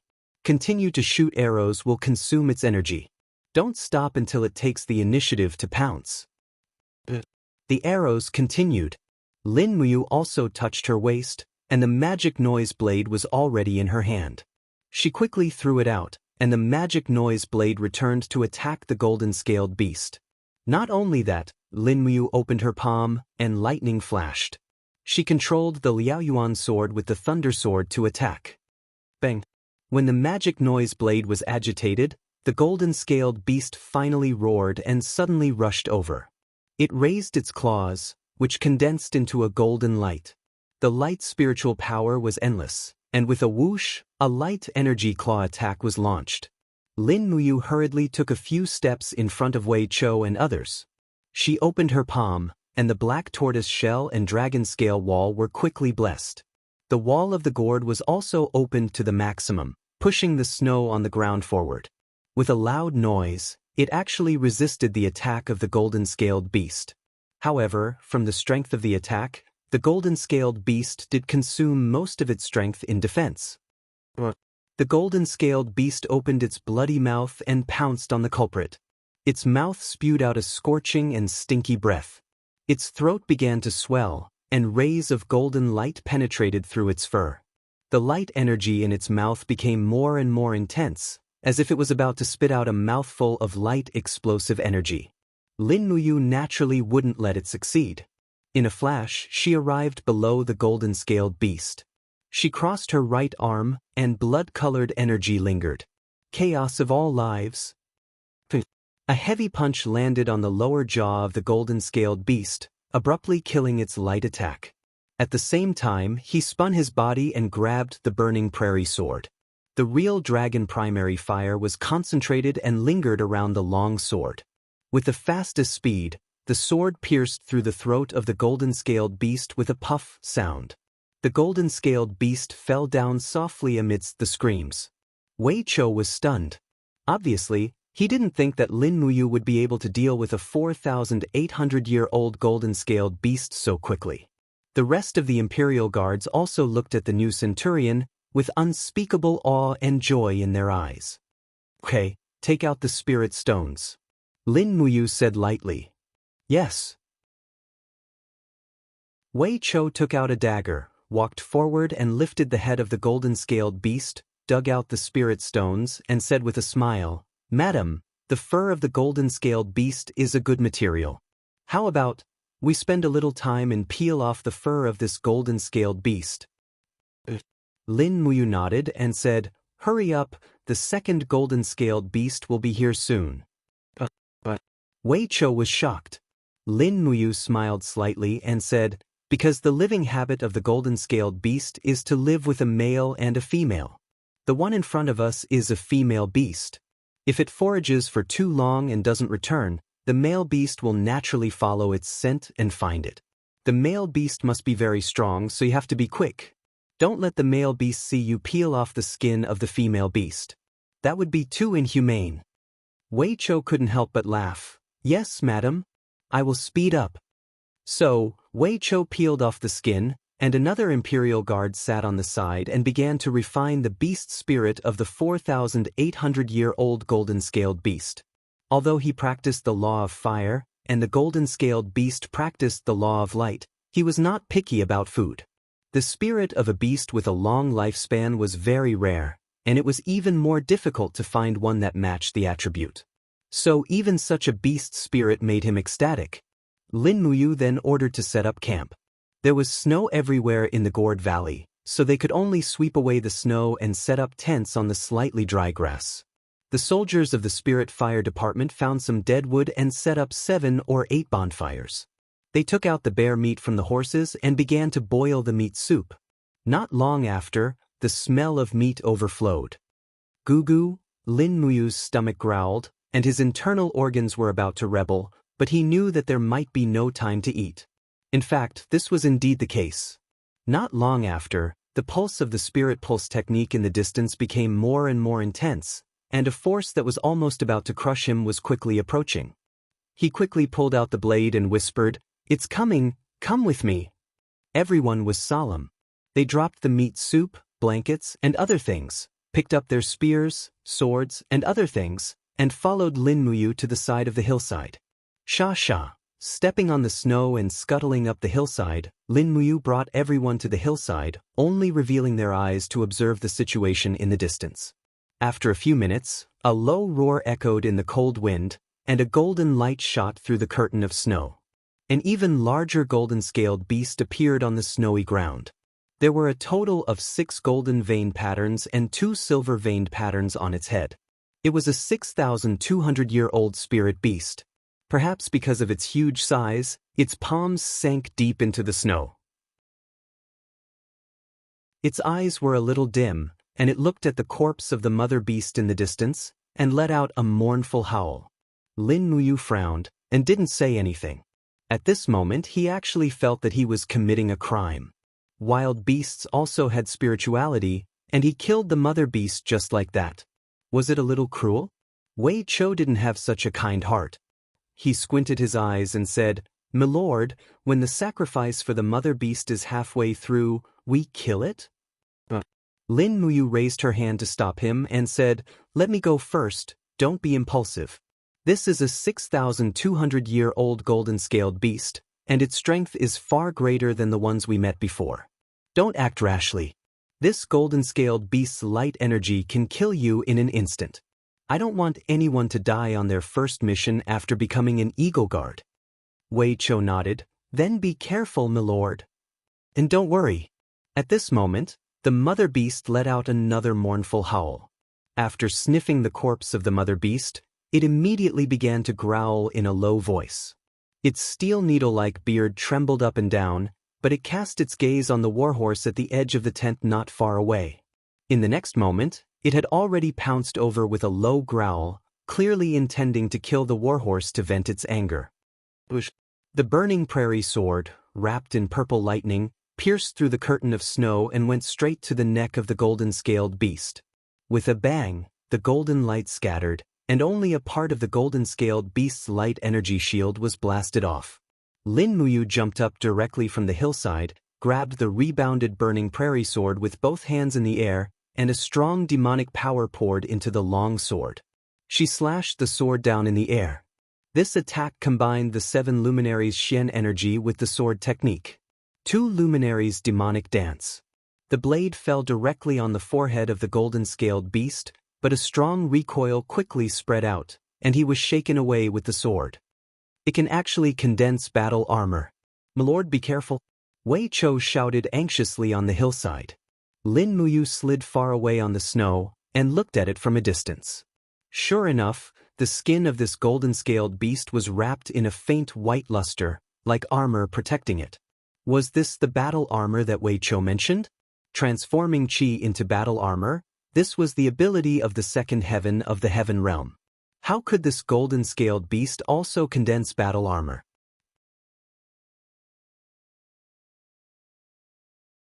Chapter 129. The age of the spirit beast was not the final criterion of strength. It was just one of them. For example, the golden-scaled beast in front of her, although it was 6,200 years old, it seemed that its spirituality was far stronger than that of the mother beast just now. Otherwise, it would not have comprehended the battle chi armor ability. Rustle. Stepping on the snow, the golden-scaled beast's blood-colored eyes stared at Lin Muyu and slowly walked around him. This was the unique attack ability of beasts, looking for opportunities. Lin Muyu's heart was a little cold. After all, she still underestimated the ability of a 6,200 years old spirit beast. This golden-scaled beast did not seem to be something that she could resist alone. Came. The golden-scaled beast's whole body was enshrouded in the energy of battle chi armor. It rushed forward and actually stood up. Its two palms broke the wind and made 3 attacks in an instant. Bang bang bang, shaking the wall of the gourd. Almost in an instant, the black tortoise shell and the dragon scale wall were smashed together. The next moment, the golden light turned into a claw and swept across. Lin Muyu leaned down to the limit, only to feel a cold wind on the top of her head, fluttering a handful of hair. Terrible, she was almost killed by this golden-scaled beast. With a slide of her feet, she flashed to the right side of the spirit beast with flexible movements. With a shake of the long sword, she quickly slashed several times, but still could not break the battle armor of the golden-scaled beast.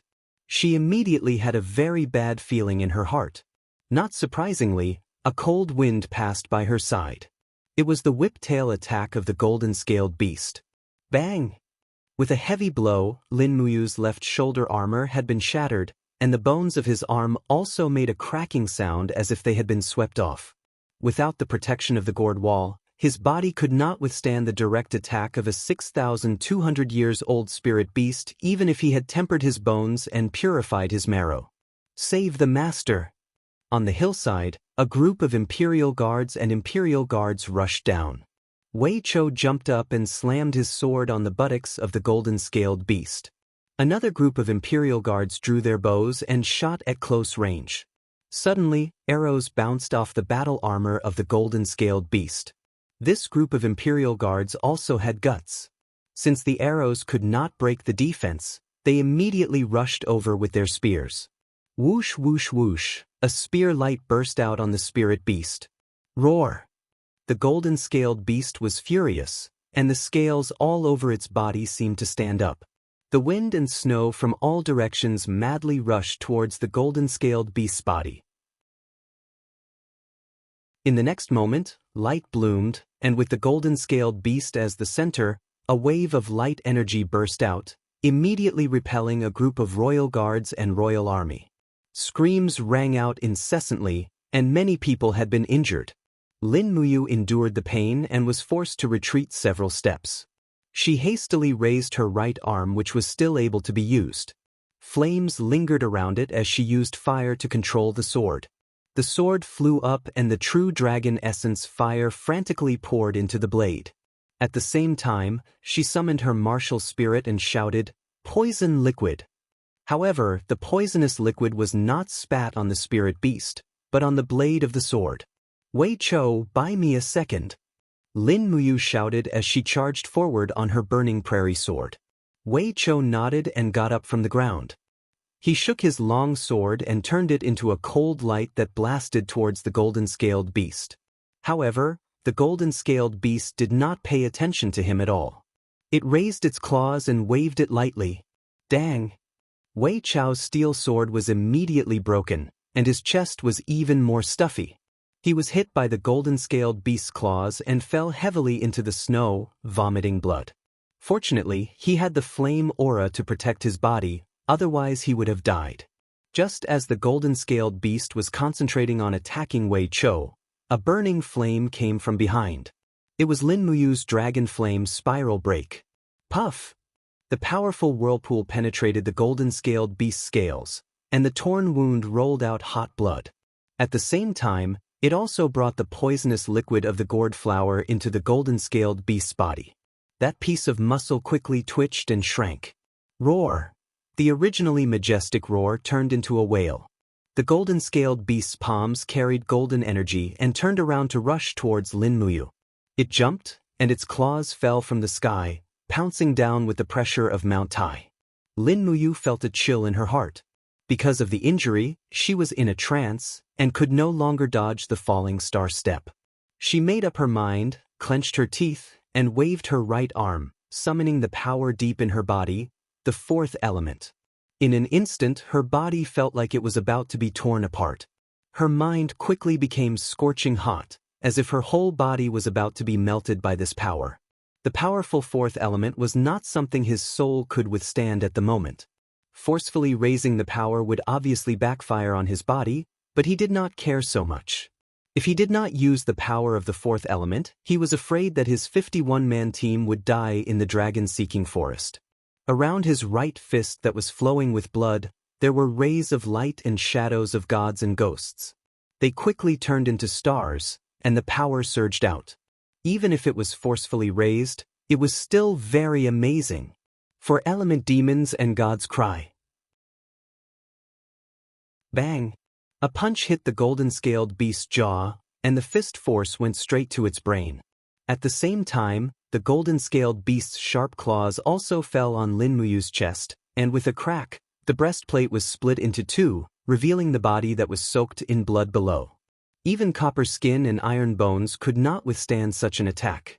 A tearing pain came from his chest, and his body was also sent flying with the impact.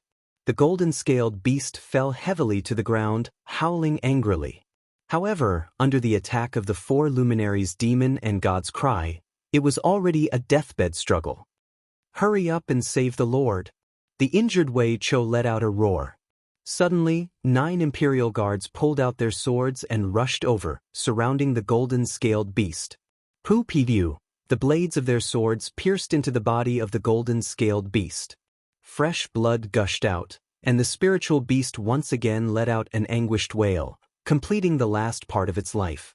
Lin Muyu looked up and saw that the golden-scaled beast had died. Only then did she breathe a sigh of relief. Finally, she didn't have to die here. She touched the bottles and jars in the bag on her waist. A few bottles of healing medicine had been shattered. Fortunately, there were still 2 bottles, which was enough. There was also a bottle of muscle-replenishing powder, which was used together. This time, even the bones were broken, so it was impossible not to use the muscle-replenishing powder. Fortunately, there were still more than a dozen bottles of muscle-replenishing powder, which was enough. Fortunately, there was also the muscle-replenishing powder, otherwise, the speed of recovery would be horribly slow. Moreover, the heavy snow was about to seal the mountain, and the weather was freezing. Healing the wounds was also a problem. Without the muscle-replenishing powder, it was easy for pus to form or malignant frostbite. Wei Chou handed over a warm golden-scaled beast spirit stone, but his eyes fell on Lin Muyu's terrible wounds. He couldn't help but say with a trembling voice, "My lord, you are the commander of the Imperial Guards. There is no need to use your flesh and blood to fight this 6,200 years old spirit beast. Moreover, Her Highness Yin and Princess Xi are so important people, you really shouldn't do this." Lin Muyu glanced at him and smiled. "If I didn't go, many people were destined to be killed by the golden-scaled beast." "So what?" Wei Chou said, "From the moment we joined the Imperial Guards, we have already made up our minds to be loyal to the Empire. If we can use our lives in exchange for a golden-scaled beast spirit stone to improve Her Highness Yin's cultivation, then it is worth it. But my lord, you have suffered such a serious injury." "Wei Chou," Lin Muyu said seriously, "do you think my injury is more important, or the lives of the Imperial Guards?" That is a life. I would rather suffer a serious injury than let one of the Imperial Guards die," Lin Muyu said with a sigh. Wei Chou's eyes were deep, and he stood silently at the side. The white robe behind Lin Muyu had been dyed half red, but he didn't make a sound from beginning to end. After treating all the wounds, he changed into a new temple battle robe and put it on. He was full of energy, as if he had never been injured. Of course, only he knew how painful it was. It seemed that he had been like this since he was young. Lin Muyu deeply understood that as a man, if he didn't bear the pain, who else could he rely on? Many of the Imperial Guards were injured, so they went to skin the golden-scaled beasts. The skin of the golden-scaled beasts could be used to make leather armor or robes, and the scales in the middle of the body could be crushed and used to make medicine. It was said that it was very effective in treating colds. As for the exact effect, no one knew. In any case, Lin Muyu knew nothing. He was well versed in alchemy, and in the medical field of the human body, his attainments were probably far below Chu Yao's. Thinking of this, he covered his wound and couldn't help but miss his sister, Chu Yao. As he thought about it, the broken bone in his left arm felt an indescribable pain. He hurriedly circulated his do qi throughout his body, and used the power of the forging dragon bone scroll to speed up the healing of the broken bone. This kind of pain was indescribable, and in the blink of an eye, his forehead was covered with cold sweat. Wei Chou could only clench his fists, but there was nothing he could do. The dinner could be considered to be sumptuous. There was grouper wolf soup, the heart of the golden-scaled beast, and some wild vegetables. It was very refreshing to eat. Because most of the soldiers were injured, they all rested on the spot and would leave the next day. This night, Lin Muyu spent it in pain and suffering. Only until the wee hours of the morning did he feel a slight itch from the broken bone in his arm. Under the magical effect of the bone muscle replenishing powder, the bone had already begun to regenerate and fuse. However, his left arm still couldn't use much strength and was just hanging at the side. The splint was made from the cold spear shaft, and was so simple that it was somewhat ridiculous. Fortunately, his blood had already been tempered into the true dragon's blood. His vitality was extremely tenacious, and his recovery ability was also amazing. This broken bone shouldn't take too long to regenerate. At most, he would be able to move as usual in 3 to 5 days. After daybreak, the wind and snow still hadn't stopped. "Let's go!" Lin Muyu turned over and got on the horse. Since he couldn't move his left hand, he could only use his right arm to hold the reins and slowly lead everyone out of the gourd valley. At the same time, he spread out his spirit sense to check if there was any movement in the surroundings. He cleverly circled around a snow bear that was at least 7,000 years old. There were many kinds of spirit beasts in the dragon-seeking forest, and there were many powerful spirit beasts that were more than 10,000 years old. Lin Muyu also knew that he must not meet any of them, or else his group might not even have the chance to escape. When it was near noon, suddenly an eagle guard in charge of scouting galloped in front of them and said, "Sir, we found a big pile of feces in front. It's steaming hot." "Is it human feces?" Wei Chou asked. The eagle guard in charge of scouting smiled. "Sir Wei Chou, that's a good question. But have you ever seen a human that can pull down 20 kilograms of feces in one breath?" Wei Chou was stunned and smiled. "Let's go take a look."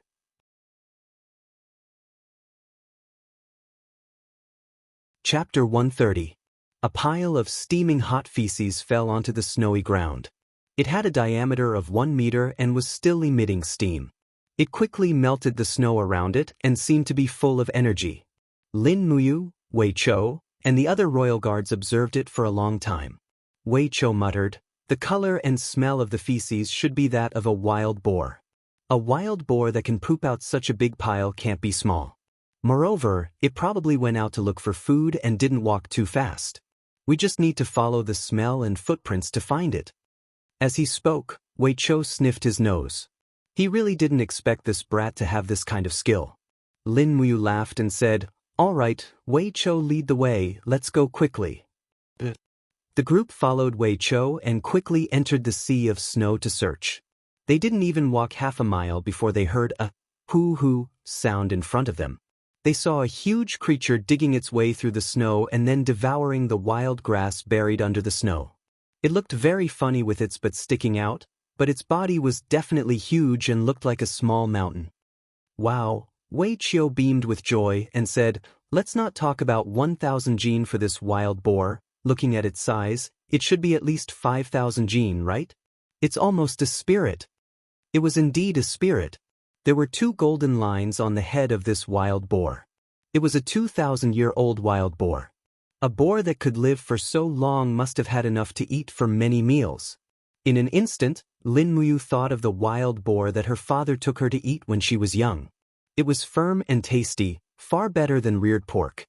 She suddenly felt that this 2,000-year-old wild boar in front of her was actually very cute. Wei Chou raised his hand and smiled as he ordered, "Surround it and block the path of this wild boar. Everyone be careful, don't use arrows or weapons to attack because this boar will be used for the winter sacrifice ceremony. The carcass cannot be damaged and must be knocked unconscious. Do you understand?" A group of royal guards whistled as they rode their horses forward. Wei Chou raised his long sword and rushed forward. He was the one in charge of the hunting mission this time. Lin Muyu had already lost an arm, so he couldn't work anymore. However, Lin Muyu still urged her horse forward slowly. After all, the wild boar was a 2,000-year-old spirit beast. Wei Chou would definitely be able to defeat it, but it was hard to say if he could capture it without any losses.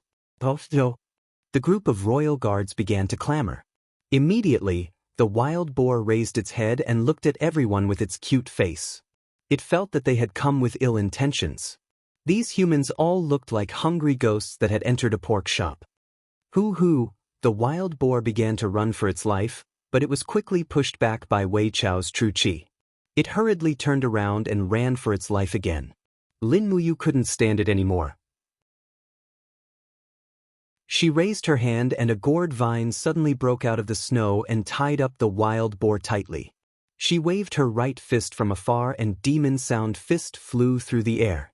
After a pung sound, the 2,000-year-old wild boar fell to the ground with a miserable howl. In just an instant, its heart had already been shattered by Lin Muyu's demon sound fist. There was no way it could struggle. It died just like that? Wei Chou was stunned. Oh right, how could it not die after being hit by demon sound fist? Lin Muyu was a little proud, but she tried not to show it. Demon sound fist? Wei Chou was shocked. That's the secret technique of white robe Chu. Lin Muyu nodded. When I was cultivating in Silver Fir City, I learned from Chu for a short period of time. He was the one who personally taught me the demon sound fist. Wei Chou immediately looked at Lin Muyu with not only respect, but also admiration. After all, Chu was one of the few experts on the continent. Although no one knew how many Sacred Realm experts there were in the Shattered Cauldron Realm, there were only two who served the Empire. One was Chu, the other was Lei Hong. Of course, there was also Zhen Yifan. It was just that these people didn't know that a divine overlord had such a cultivation. Lin Muyu had once studied under Chu. Just this fact alone was enough to make these royal guards respect him. Let me try. Wei Chou walked forward and inserted both of his hands into the snow. Holding the boar's corpse, true qi flowed throughout his body as he growled, "Get up!" Rustle? The snow moved, but the wild boar's carcass didn't move at all. Another imperial guard laughed heartily. "Wei Chou, this wild boar is at least 4,000 to 5,000 caddies in weight. How can you lift it by yourself? Someone, drag the cart over. One of you will be in charge of shoveling the snow and clearing the path. We're going back to Lanyan City." Seeing the wild boar being moved onto the cart, Lin Muyu couldn't help but smile. She brushed the snow off her shoulders and felt that this world of ice and snow was a bit more leisurely. At least she didn't have to worry about scheming against each other here, unlike staying in Lanyan City. Whether it was Xing Yifan, Xiang Yu, Zhen Fang, Luo Xing, or the others, everyone was scheming against her and couldn't wait to kill her. Compared to Lanyan City, Xiaoyao was much more at ease in the dragon-seeking forest. However, there were Qin Yin, Tang Xiaoxi, Chu Yao, Feng Jixing, Qin Yan, Chu Huaying, and Zhang Wei in Lanyan City, but there were no close friends in the dragon-seeking forest. This was probably the reason why life was not as good as 8 or 9 out of 10. Although the wheels of the cart were big, the mountainous terrain was too rugged. There were many places where it couldn't be dragged over, so they could only be carried by manpower. A wild boar that weighed 5,000 caddies was not easy to carry. 5 royal guards and 15 royal guards, a total of 20 people, barely managed to lift it. Along the way, they broke countless crossbars. The speed of the return journey wasn't fast. A 4-day journey on horseback took nearly half a month. Fortunately, they were still able to make it in time for the winter sacrifice ceremony. On the 6th day after being injured, Lin Muyu's arm was back to normal.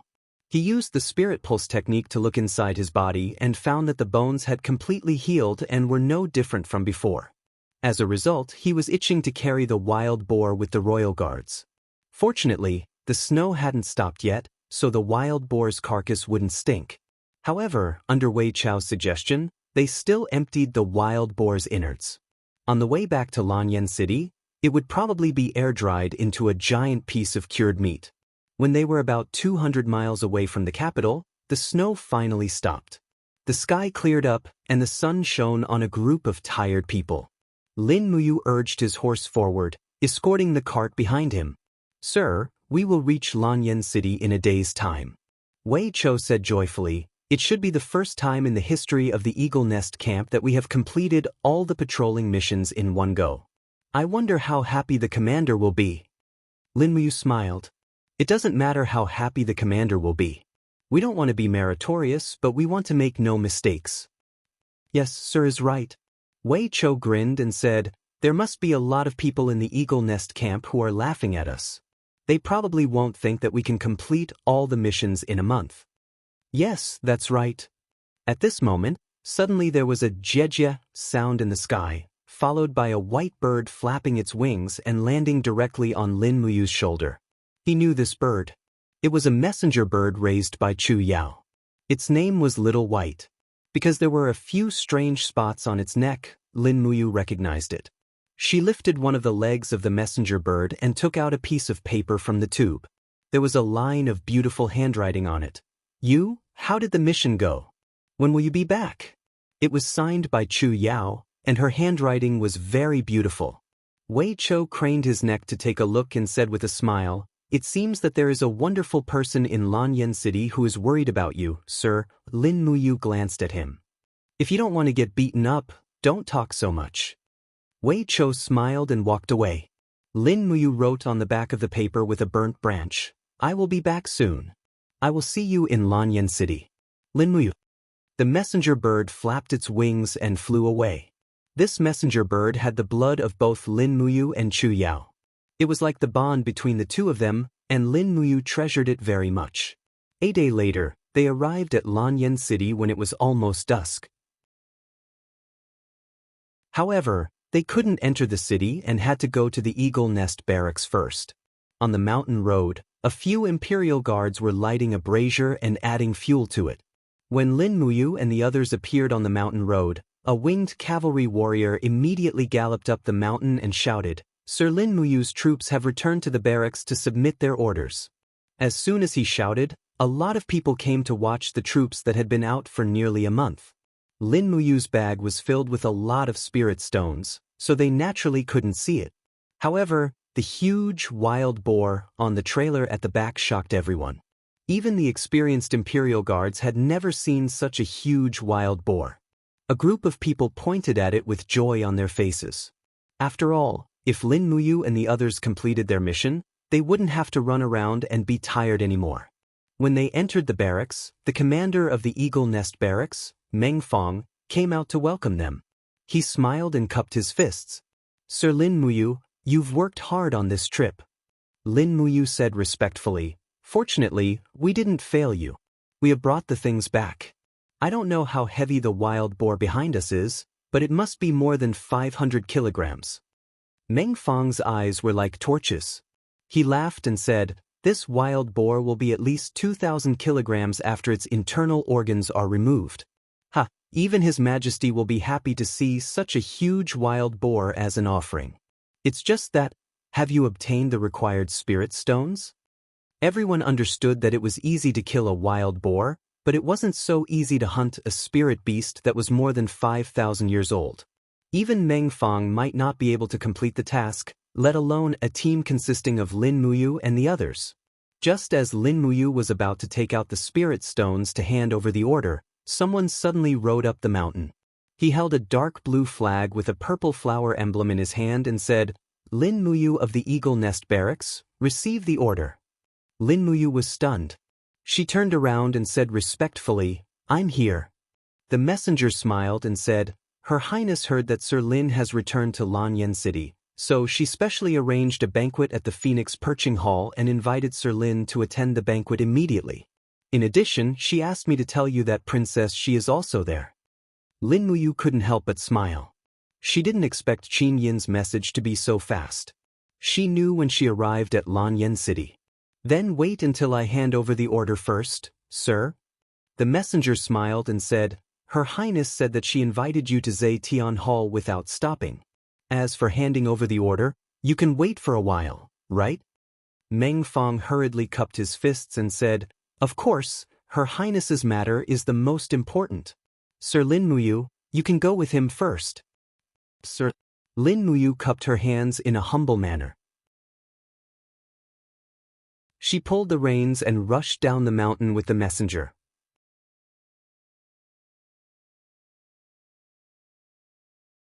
Chapter 131. In the Zetian Palace, many palace servants were sweeping away the snow. It was the first sign of sunshine after the heavy snow. Everyone seemed to be in a good mood, and their faces were brimming with smiles. Lin Muyu had an Eagle Guard waist tag, so he went straight to the Phoenix Perching Palace. When he arrived at the front of the Phoenix Perching Palace, he saw the beautiful figures of Qin Yin and Tang Xiaoxi standing in the snow from afar. They were already waiting for him. He got off the horse, and Tang Xiaoxi had already walked up to him. She smiled and said, "Mu, are you all right in the dragon-seeking forest? I heard from the guards that you were injured when you were fighting a 6,200-year-old golden-scaled beast in the dragon-seeking forest." "I've already recovered." Lin Muyu patted his chest and said with a smile, "A mere spirit beast is not a problem for me. I've already brought the spirit stones back, but they need to be verified by the commander of the Eagle's Nest before they can be delivered to the Zetian Palace." As he spoke, he walked over to Qin Yin and performed a handsome Empire's military salute. He said, "Greetings, Your Highness." Qin Yin giggled. She walked up to him and held his wrist. She smiled faintly and said, "You, when did our relationship become so estranged? Why didn't I know?" Lin Muyu smiled. "I know I was wrong. Well, I was summoned here as soon as I returned to the Eagle's Nest camp. I didn't even have the time to hand in my orders. Is there anything important?" "Yes." Qin Yin nodded seriously and said with a smile, "Xiao Shi and I have invited you to our meat fruit feast. Come quickly. You've just returned to Lanyan City, so Xiao Shi and I will hold a feast for you." "Huh, such a good thing. Is there anything delicious to eat?" "You'll know when you come." "Thank you, Your Highness." She followed the princess into Phoenix Perching Hall. Along the way, the palace maids all took a second look at Lin Muyu, who was dressed in the Sacred Hall's battle robes. After all, most of the royal guards were cultivators between the ages of 30 and 50. Many of them were uncles and had decent strength, but they were unbearably rough. They were simply unsightly. It was extremely rare to see a royal guard like Lin Muyu, who was strong but had dashing eyebrows and bright eyes. There were only 3 of them, Feng Jixing, Chu Huaying and Lin Muyu. Seeing the palace maids smiling at them from afar, Lin Muyu felt uncomfortable all over. He felt like he was being watched like a monkey. Tang Xiaoxi seemed to see through his thoughts. She turned around and walked over gracefully, holding his hand as she followed Qin Yin. In the main hall of Phoenix Perching Hall, waves of fragrance wafted into their nostrils.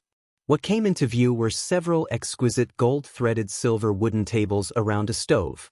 There were all kinds of rare fruits on the tables, and the palace maids were roasting a deer leg. The fragrance was alluring. Lin Muyu had been out and about for the past month, and had never had such treatment before. Suddenly, he felt his stomach growl again. Qin Yin smiled slightly. "Xiao Shi, take a seat." Lin Muyu sat on the ground and cupped his fists respectfully. "Thank you, Your Highness." Qin Yin frowned slightly and said with some displeasure, "There are only the 3 of us here. You should just call me Xiao Yin." But Lin Muyu didn't dare to overstep his boundaries. "But what?" Qin Yin retorted. "You can call Princess Shi Xiao Shi, but can't you call me Your Highness Xiao Yin? You in your heart, am I, Qin Yin, really that hard to get close to? Actually, compared to your current respectful attitude, I prefer the attitude you had towards me in the dragon-seeking forest. Do you understand?" Lin Muyu was stunned. He thought about his attitude towards Qin Yin in the dragon-seeking forest. He seemed to treat her as an ordinary girl, so he was very relaxed. Now, he was indeed too respectful. He was an unruly fellow, so he smiled and said, "Then I will call you Xiao Yin when there are no outsiders around. But you can't push me out of the Zetian Palace Hall and execute me in front of everyone if you're unhappy one day." Qin Yin burst into laughter. She gracefully lifted the hem of her skirt and performed a beautiful ladle-like bow to Lin Muyu. She smiled faintly and said, "I will do as you bid." Please don't be angry, Your Highness. Lin Muyu couldn't help but smile. Qin Yin was actually the same as Tang Xiaoxi. Although she was born in a royal family, she still retained the innocence and purity of a young girl. She didn't have the unruly, cruel, and ruthless temperament of a noble's child. This was really admirable. Can I eat it now? He looked at the deer leg, drooling with desire. Qin Yin smiled. Eat it, eat it. You definitely didn't get to eat these things in the dragon-seeking forest for so many days. More. Lin Muyu raised his hand and pulled out the burning prairie sword to cut the meat, but it gave Qin Yin and Tang Xiaoxi a fright. Tang Xiaoxi didn't know whether to laugh or cry as she took out a table knife from the plate and said, "Idiot Mu, use this. The burning prairie sword is used to kill enemies, not to eat." Oh, but... Lin Muyu put away the burning prairie sword awkwardly, then picked up the table knife and cut a piece of venison. She put it in her mouth and chewed slowly. Immediately, the fresh and delicious taste and the tempting greasy taste entered her throat. This deer leg had been processed many times, and there were countless condiments on it. Obviously, it was not something the meat soup they cooked in the dragon-seeking forest could compare to. Her appetite was great, and she ate 2 large pieces of venison in a row. Here, this is the freshly warmed Yinhua wine. Tang Xiaoxi poured wine for him. Before the wine entered his throat, he could already smell a faint fragrance. That was the smell of the Yinhua. No wonder the Qin Empire would confer the Yinhua as the empire's symbol. Not only could the Yinhua be used as medicine and food, but it could also be used to make wine. It seemed that the people of the Qin Empire were actually a group of foodies, conferring the thing they ate and drank as the national flower. Thinking of this, Lin Muyu couldn't help but ask with a smile, "Xiao Yin, the empire conferred the Yinhua as the family symbol. Is it because the Yinhua is very delicious?" Qin Yin's beautiful eyes widened, and she smiled helplessly. "It's not what you think. The reason why the Yinhua is the family emblem is because it can be eaten, and it can also be used as medicine to save people. The other reason is that the Yinhua never wilts, and it can even bloom in the cold winter. Therefore, the Qin family has made the Yinhua the family symbol, symbolizing the Qin family's tenacity and unyielding character. We are the rulers of the empire, so we must be able to bear everything and take the welfare of the people as our own responsibility." "So that's how it is." Lin Muyu hurriedly cupped her fists and said, "Sorry, my words were a bit profane." "Don't be so nervous." Qin Yin smiled. "We are friends, so of course I won't blame you. Besides, it was just a normal conversation, there was no profane." "Thank you very much, Xiao Yin." Unknowingly, Lin Muyu once again had a good impression of Qin Yin. If being approachable was her greatest strength, then her words just now had already displayed her wisdom. Every word was sonorous and unquestionable, defending the ruling power of the Qin family. As they were eating, there was suddenly a faint noise coming from afar. Qin Yin frowned and asked, "What's wrong?" A royal guard cupped his fists and said, "Your Highness, it's coming from the Qingyin Palace. It seems like someone is causing trouble there." Qin Yin was stunned. "How is that possible? The Qingyin Palace is where Imperial Father reviews memorials. Who dares to cause trouble there?" As she said this, Qin Yin looked at Lin Muyu and Tang Xiaoxi. Lin Muyu understood and stood up. "Prepare the horse immediately." "Your Highness, shall we go and take a look now?" Qin Yin nodded. She was the only heir of the family and naturally cared about everything in the Qingyin Palace. After all, the Qingyin Palace was the core of the imperial capital and also the center of the empire. Nothing could go wrong here. Facing the cold wind, Qin Yin wore a deep blue princess cloak, Lin Muyu wore a snow-white holy temple robe, and Tang Xiaoxi wore a red cloak. The 3 of them mounted their horses and rode away. Behind them, the dragon guards of the 18 royal guards quickly mounted their horses and led around 300 royal guards. The guards of the Phoenix Perching Palace were indeed very strong. Outside the Qingyin Palace, a large group of people gathered. There were around 100 royal guards and a large group of Divine Might Battalion soldiers in armor. There were more than 1,000 of them. "What's the matter?" Qin Yin quickly approached. A palace servant immediately shouted, "Her Highness Yin has arrived." Everyone became solemn and the disputes seemed to have died down. Qin Yin parted the crowd and walked over. Lin Muyu and Tang Xiaoxi stood to the side and discovered that a fight had already broken out. Many people were injured and there were bloodstains on the ground. Impressively, it was a fight between the Divine Might Battalion and the Royal Guards. In the center of the crowd, a royal guard carrying a long sword had his arms stained with blood. He was around 50 years old and was already quite old. His face was ashen and his long sword had been broken in two. He turned around and respectfully bowed to Qin Yin. "Your Highness." Qin Yin raised her eyebrows. "Lord Rong Hanyuan, what is going on here?" Lin Muyu's gaze fell on Rong Hanyuan and discovered that he was wearing the insignia of a chiliarch. It was obvious that he was a higher-ranking officer in the Royal Guards. His rank was even higher than Chu Huaying's. Tang Xiaoxi whispered, Lord Rong Hanyuan is Brother Qin Lei's right-hand man. He is known as the second most powerful person in the Royal Guards. Is that so?" Lin Muyu nodded. Rong Hanyuan panted heavily and looked at Qin Yin. "Your Highness, I have been wrongly accused. I hope that Your Highness can help me." "How are you being wrongly accused?" Before Qin Yin could say anything, a voice suddenly rang out. The voice was extremely penetrating, and it seemed to have a force field within it, causing the people around to be unable to speak or move. This voice was very familiar, and Lin Muyu's gaze followed the direction of the voice. To her surprise, she saw an old man in a black cloak, Zheng Yifan. "So it's a deity overlord." Qin Yin smiled. "How could a deity overlord be so free to bring the Divine Might Battalion into Zetian Palace without notifying me?" Zheng Yifan's expression was stern. "For the sake of the country, we must not bother with trifles. These are the words that the late emperor left for me. I will naturally abide by the late emperor's edict and will not rest until he is dead." As he spoke, Zheng Yifan waved his hand and took out a scroll. "The chiliarch of the Royal Guards, Rong Hanyuan, is a second-class noble. However, he has amassed thousands of hectares of fertile land in the west of Lanyan City. According to the empire's military law, a general under a chiliarch cannot amass more than 10 hectares of land. Rong Hanyuan has amassed so much fertile land, which is a violation of the military law. He has exceeded the limit by 100 times and should be beheaded." Rong Hanyuan's face was ashen as he hurriedly said, "These fields were bought by the veterans of the Royal Guards. We have decided to retire from the army and return to the fields. However, they are all recorded under my name. Your Highness, please investigate this. The evidence is conclusive and you still want to deny it." Zheng Yifan roared angrily. His voice carried a powerful impact.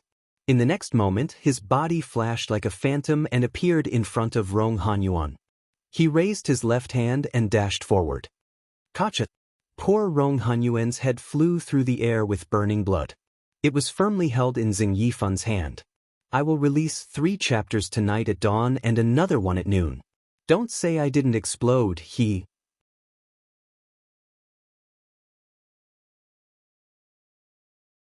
Chapter 132. Seeing Rong Hanyuan's body fall to the ground, Qin Yin's beautiful face twisted in anger. She pointed at Zheng Yifan and said, "You dare to kill someone in front of me? Zheng Yifan, how dare you?" Zheng Yifan handed Rong Hanyuan's head to a 1,000-man commander of the Divine Might Battalion. He cupped his fists and said, "Your Highness, please forgive this old official for his disrespect. Rong Hanyuan is a vermin in the army and must be killed immediately. This old official will personally apologize to His Majesty."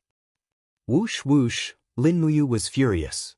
Her battle chi turned into flames and surrounded her fists. The burning prairie sword on her back also trembled slightly because of its master's anger. It seemed as if it would be unsheathed at any time and kill the enemy. However, Lin Muyu couldn't do anything in the end. He didn't even have a 10% chance of winning against a sanctuary like Zheng Yifan. If he really did make a move, he might even implicate Tang Xiaoxi and Qin Yin. After thinking about it, he had no other choice but to regret. He hated himself for not being able to break through Xing Yifan's domain suppression. Otherwise, if he made a move, Rong Hanyuan wouldn't have been beheaded. This meritorious old general of the Imperial Guards was the senior of him, Qin Yan, Chu Huayin and the others. He shouldn't have died like this. At this moment, the sound of hooves could be heard from afar. Qin Lei led a large group of Imperial Guards and rushed over. When he saw Rong Hanyuan's headless corpse, his face instantly paled. He lifted his thunder-split blade and dismounted from his horse. His entire body was enshrouded in battle chi and the god-binding chains surrounded his thunder-split blade. He roared, "Who was it? Which bastard killed Rong Hanyuan?" "Little prince, it was this old official." Divine Marquis Zheng Yifan still had a respectful look on his face as he said, "Rong Hanyuan privately hoarded thousands of hectares of fertile land. He knowingly broke the law and even tried to resist when this old official tried to arrest him. Therefore, this old official killed him on the spot." Qin Yan had an enraged look as the thunder-split saber flickered with lightning sparks. He nearly crushed his steel teeth from clenching them as he roared furiously, "Old dog Zheng, you're going too far. Today I, Qin Lei, will not rest until you're dead." "Young prince!" Zhen Yifan let out a shout, and immediately, the domain energy of the sanctuary expanded once again, suppressing everyone present. Qin Lei was the first to bear the brunt of it. It was as if all the power in his body had been imprisoned, and an invisible net of energy bound his body. However, Qin Lei still desperately raised his battle energy, to the point where his veins were bulging and streams of blood seeped out of his skin. The other focal point of the domain was naturally Lin Nuyu. He didn't make a sound, but when he saw fresh blood seeping out from the corner of Qin Lei's mouth, an indescribable rage immediately surged into his heart. The dou qi in his body circulated crazily, rapidly increasing. In the next moment, the dou qi in his body violently transformed into the seven luminaries' profound energy, and one after another, the celestial devil constellations appeared around his body. "Break!" Lin Muyu let out a shout, and immediately, the power of the four luminaries demon and god Weep transformed into a strong wind that surged in all directions, forcibly dispersing the domain pressure that Jin Yifan had condensed. It seemed that Jin Yifan had also missed this point. He originally thought that the strongest impact would come from Qin Lei, but he didn't expect that Lin Muyu would actually be able to break his domain with an unknown source of power. Zhen Yifan's body trembled, and he swayed slightly. The blood in his body was in turmoil, and he felt rather uncomfortable. He frowned, and thought to himself, where did this brat get such an evil power from? Once Qin Lei left the domain, he raised his long blade and rushed out. He leaped into the air, and suddenly slashed his blade down in front of Zhen Yifan. His martial soul surged and exploded, turning everything around him into dust. It was the swift and fierce strike of the lightning split blade technique. Four-directional wild blade. "Father!" Among the Divine Might Battalion's crowd, Zhen Fang raised his sword and rushed over. His battle energy was enshrouded in the long sword, and he hastily blocked Qin Lei's attack, protecting Jin Yifan as he retreated. However, who knew that the remaining force of Qin Lei's blade was far more than that? The blade suddenly rose from the soil, and he shouted, "Lightning split light slash." Clang. Zhen Fang was unable to block it. Although he and Qin Lei had the cultivation of the first level of the Heaven Realm, the disparity between the strength of their martial souls and martial skills was too great. He flew out along with his sword, and landed heavily on the snowy ground. "Qin Lei!" Zhen Yifan's voice was like a sudden clap of thunder. He stood majestically in the midst of the mess, and his face was ashen as he said, "I will clarify the whole story with His Majesty regarding Rong Hanyuan's matter. Don't be so overbearing here." Qin Lei gritted his teeth so hard that they almost broke. His face was pale, and fresh blood continuously flowed down the lightning split blade. After all, there was a huge gap of 3 realms between them. No matter how hard he tried, he would never be Jin Yifan's opponent. Lin Muyu slowly walked forward, and reached out her hand to hold Qin Lei's shoulder.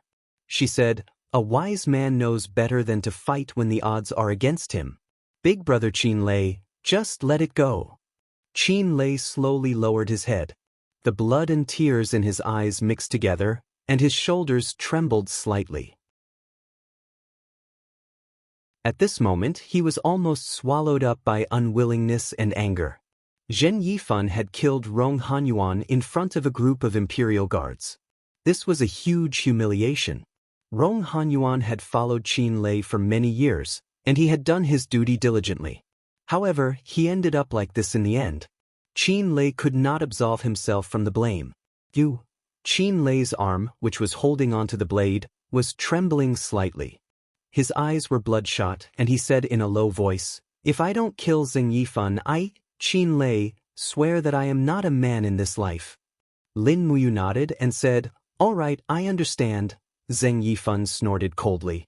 He helped Zhen Fang up and led a group of Divine Might Battalion soldiers away ostentatiously. Qin Lei gritted his teeth and picked up Rong Hanyuan's head from the ground. His face was pale, and he said, "Use a needle and thread to sew General Song's head and body together. Bury him with the ceremony of a deputy general." Chu Huaying received Rong Hanyuan's head. His brows were tightly knitted, and he allowed the fresh blood to dye his wrist guard and battle robe red. He turned around and left. Qin Lei seemed to have aged a lot. He looked at Lin Muyu and said, You're back?" Lin Muyu didn't know what to say to comfort Qin Lei. She didn't know how deep the friendship between Qin Lei and Rong Hanyuan was, so anything she said would seem to be inappropriate. Qin Lei held his shoulder and said, "This time, it's all thanks to you. Otherwise, the consequences would be unthinkable. Zheng Yifan is a dog with wild ambitions. If we let him continue to be so rampant, I'm afraid that our Qin family's empire will be in danger." As he spoke, Qin Lei looked at Qin Yin and said, "Your Highness, shall we go and have an audience with His Majesty? He dared to openly enter Zetian Palace Hall today to kill my general.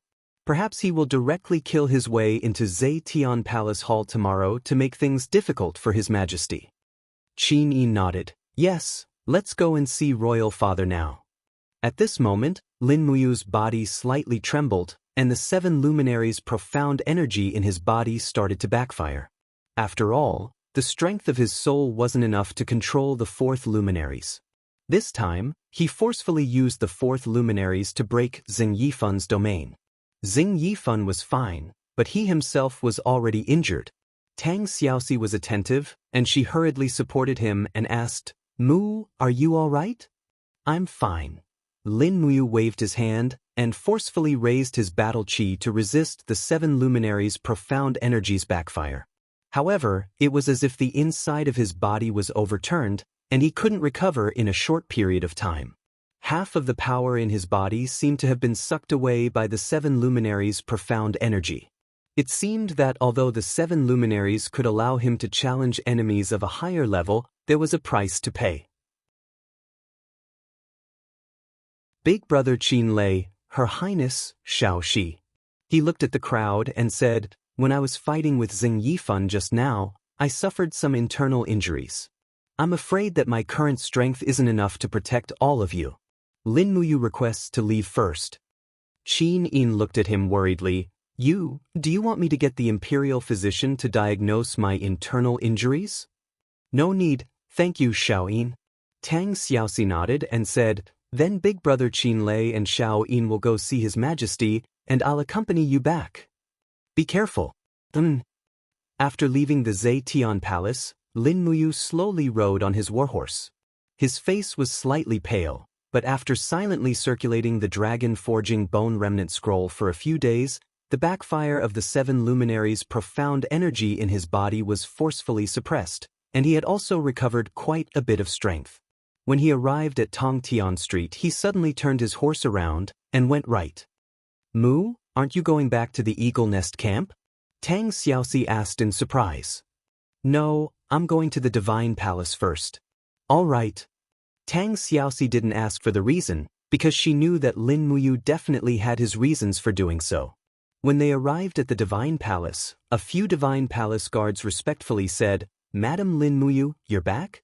Lin Muyu nodded, and his complexion didn't look too good, so the guards didn't say much, and bowed to Tang Xiaoxi, who was behind him. Tang Xiaoxi waved her hand, indicating that they didn't need to stand on ceremony. The divine palace was silent. Not far away, sounds of fighting could be heard from the training hall. From afar, Qin Yan's entire body was covered with the defensive spirit power of the dragon-scale armor martial spirit, and he was defending against the sword and blade attacks of a Silver Star sparring master. And no matter how the Silver Star sparring master attacked, he was unable to break through the defense of the dragon-scale armor martial spirit. The world's #1 defensive martial spirit deserved its reputation. Lin Muyu didn't disturb Qin Yan's cultivation and stepped into the inner hall step by step. In the long corridor, Gu Yang was holding a scroll and studying it, and when he raised his head, he saw Lin Muyu and smiled. You finally returned from your cultivation outside? Did everything go smoothly? Lin Muyu nodded and smiled. Everything went smoothly, I've already completed the mission. Grandpa Gu Yang, I want to look for Grandpa Lei Hong, is he still in the Divine Palace? Yes, he's here, I'll bring you there now. All right. Inside the main hall, Lei Hong sat cross-legged, battle chi lingering around his body, and he was cultivating. After Lin Muyu, Tang Xiaoxi, and Gu Yang entered, they didn't disturb him, and just sat quietly at the side and waited. Not long after, Lei Hong opened his eyes after one circulation, and said with a smile, You, Princess Shi, you're here? Yes. Tang Xiaoxi smiled. Lei Hong said, Since you're here, there must be something, right? Lin Muyu asked, Grandpa Lei Hong, I have something to ask you, and I hope you can answer me truthfully. Can ask you. Grandpa Lei Hong and Zheng Yifan, who's stronger? Lin Muyu asked directly. Lei Hong was stunned, stroked his white beard, and said with a smile, Zheng Yifan is stronger. Then, between Grandpa Chu Chu and Zheng Yifan, who's stronger? Lin Muyu continued to ask. Lei Hong smiled slightly. Fire Cauldron Chu Chu, his attainments in the law of fire is supreme in the world, and his fire palms are rarely matched, but Zheng Yifan has hidden his strength, so, in my opinion, Chu Chu and Zheng Yifan's strength are on par. I understand. Lin Muyu let out a sigh of relief and said, Grandpa Lei Hong, write a letter and send it to Grandpa Chu Chu, tell him to return to Lanyan City. Lei Hong was stunned.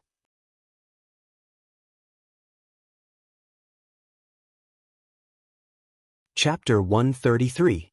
Not long ago, Zheng Yifan brought 1,000 soldiers from the Divine Might Battalion into Zetian Palace and killed the deputy commander of the Imperial Guards, Rong Hanyuan, with a fabricated crime. He killed Rong Hanyuan in front of me, Her Highness Yin and Princess Shi. Lin Muyu didn't answer the question. What?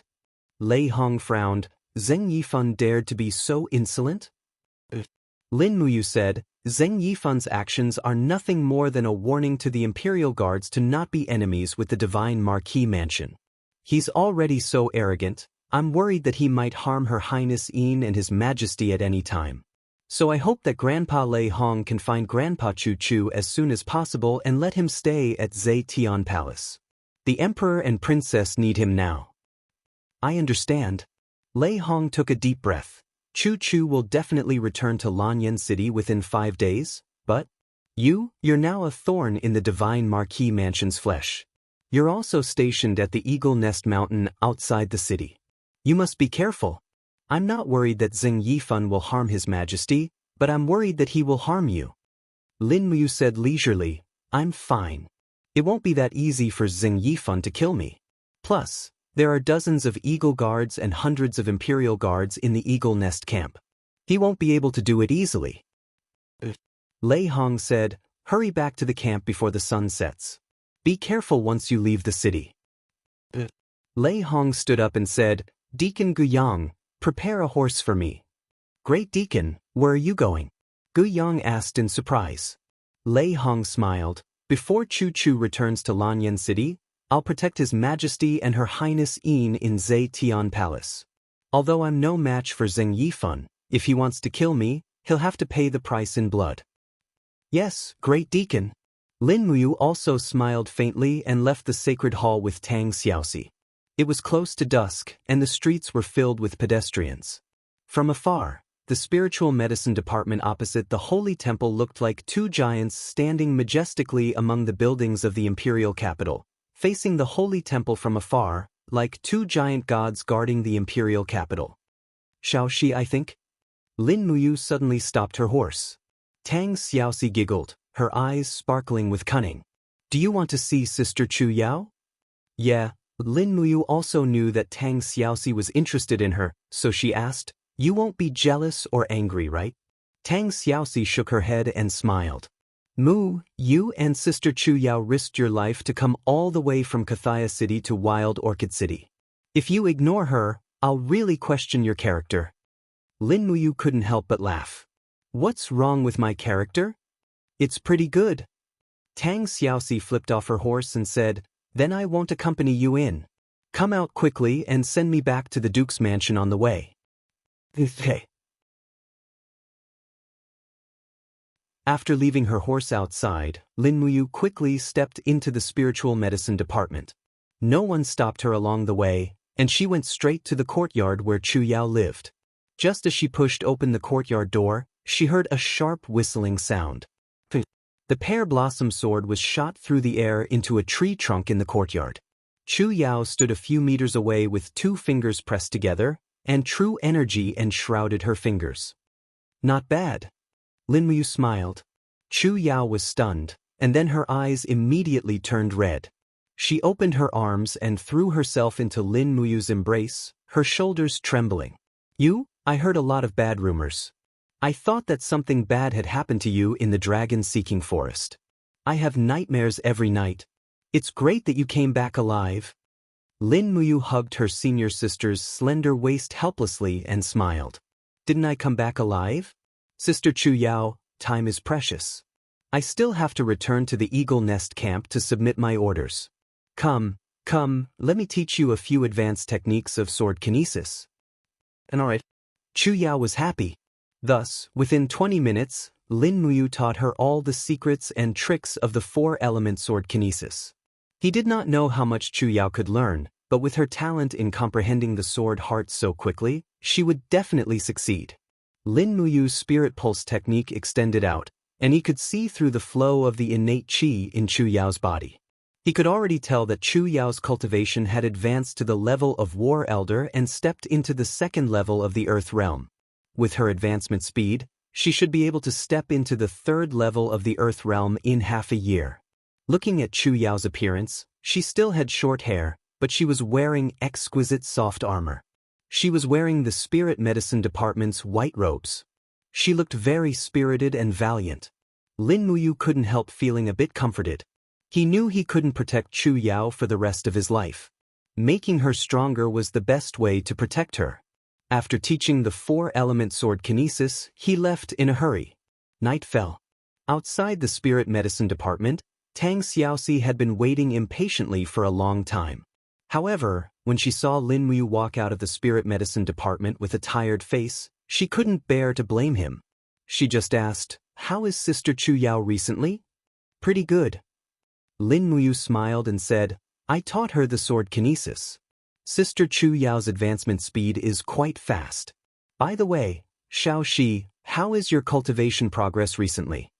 Tang Xiaoxi raised her beautiful eyes, puffed out her full chest, and said, I stepped into the third level of the Earth Realm half a month ago. I should be close to the level 57 Battle Saint. If there are no accidents, I should be able to step into the Heaven Realm in about half a month. How is it, Mu? I'm about to catch up to you. Lin Muyu snickered. Even if you step into the Heaven Realm, I'm afraid you're still no match for me. Tang Xiaoxi pouted. Mu is a baddie, don't provoke me. Alright, go back early. After sending Tang Xiaoxi back to the Duke's mansion, Lin Muyu immediately spurred her horse towards Eagle's Nest Mountain. In less than half an hour, she had already ascended the mountain. In the darkness of the night, there was an endless stream of royal guards ascending the mountain. On the backs of their horses, there were fire foxes, swift wolves, cloud deer, and other prey. These were all for the enjoyment of Zetian Palace. It was a stark contrast to the lives of the poor commoners outside the city. However, when she thought about it, there were actually only two masters in Zetian Palace, Qin Jin and Qin Yin, and there were not many palace maids and attendants in Zetian Palace. If it was an ancient emperor of China, with 3 palaces and 6 courtyards, and tens of thousands of palace attendants, it would not be as simple as just asking for 20 cloud deer, it would be at least 2,000. In comparison, Zetian Palace was really simple. Qin Jin and Qin Yin's life could not even be considered luxurious. When they stepped into the camp, they saw a large group of people gathered in the distance. From afar, they could hear a wild and arrogant voice. "You bunch of trash, and you're still talking about obtaining the spirit stones of a 6,000-year-old golden-scaled beast? What do you think? You can't produce the spirit stones, yet you still want to make a false accusation. Men, arrest all of them and bring them to the Lord Commander." This voice belonged to Gong Sun, and it was too unique. It was so shrill that it sounded like the eunuch attendants in the palace. Not good, Lin Muyu's heart sank. He immediately spurred his horse forward and shouted, "Get out of the way!" His martial spirit had already entered his body, and it protected him and his warhorse as he charged forward. Parting the crowd, he saw Wei Chou and a group of subordinates surrounded in the middle of the crowd. Wei Chou's chest was even covered in blood, as if he had been stabbed by a sword. Gong Sun and another Heavenly State Imperial Guard were laughing at the side. The other Heavenly State Imperial Guard Lin Muyu recognized him. His name was Su Gung, and he was a centurion of the Eagle Guards. He was also from the Divine Marquis residence, and he was very strong. It was probably because of these 2 Heavenly State experts that Wei Chou and the others were no match for them. "What's wrong?" Lin Muyu flipped off his horse, and the burning prairie sword was pulled out of its sheath by the power of lightning. He held it firmly in his hand, and his expression was not very good. He said lightly, "Wei Chou, what's wrong?" Wei Chou's face was still stained with blood. He gritted his teeth and said, "My lord, Gong Sun and Su Gung insisted that we did not complete the mission. Gong Sun even said that I should fulfill the promise and kneel to him. If I did not comply, they would lead the others to injure us." Gong Sun probably took advantage of the fact that Su Gung was also here. He raised his eyebrows and said, "Lin Muyu, you said that previously, you should have nothing to say now, right? Your subordinate's mouth is not clean, so I will help you teach him a lesson. This is the rule of the Eagle Nest Camp." The rule of the Eagle Nest Camp? Lin Muyu was infuriated. Who gave the people of the Divine Marquis residence such a great advantage? As he spoke, Lin Muyu reached into his pocket and took out the spirit stone of the golden-scaled beast. With a burst of fighting energy, the spirit stone shone brightly. This was obviously a spirit stone that was at least 6,000 years old. "How is it?" Lin Muyu said lightly, "Can we hand over the order now?" It really is a 6,000 years old golden-scaled beast spirit stone. Su Gung was slightly shocked. Gong Sun sneered, "Who knows if the spirit stone of the golden-scaled beast was bought from the Imperial Chamber of Commerce? I heard that the relationship between Lin Muyu and Jin Xiaotang is very good.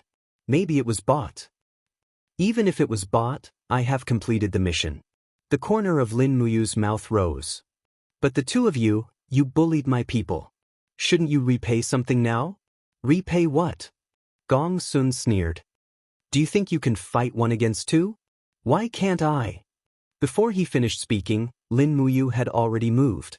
Demonic power quickly gathered on his left fist. With a roar, he punched towards Su Gung's abdomen. Su Gung didn't expect this kid to suddenly sneak attack. He hurriedly condensed chi armor to protect himself. But it was too late. He only gathered less than 30% of his strength and was hit by the 50% power of the second glory. The dignified Heavenly Realm Imperial Guard was directly blown away and fell into a pile of broken bricks. There was no more movement. Gong Sun was stunned. He hurriedly gathered his fighting energy into his long sword and attacked. Lin Muyu laughed wildly. She opened her left hand and the dragon scale wall appeared between her 5 fingers. It invisibly increased her defense. She forcibly grabbed the opponent's blade with one hand. She opened her right hand and used lightning to control the sword. The prairie fire sword stabbed toward Gong Sun's chest. The sword surged. It didn't break through Gong Sun's chi armor, but it had completely shattered his defensive aura. Her right hand condensed into a palm blade. She increased her fighting energy. The 30% power of the first glory went straight for Gong Sun's neck. The palm strike made Gong Sun lie on the ground. Both his palms fell to the ground, and he also abandoned his sword. Lin Muyu raised her leg and kicked the back of his knee. She raised her palm and wrapped her flame fighting energy. She grabbed the cloak on his back and kicked in the direction of Wei Chou. She shouted, "Kneel." Just like that, Gong Sun knelt in front of Wei Chou with a humiliated expression.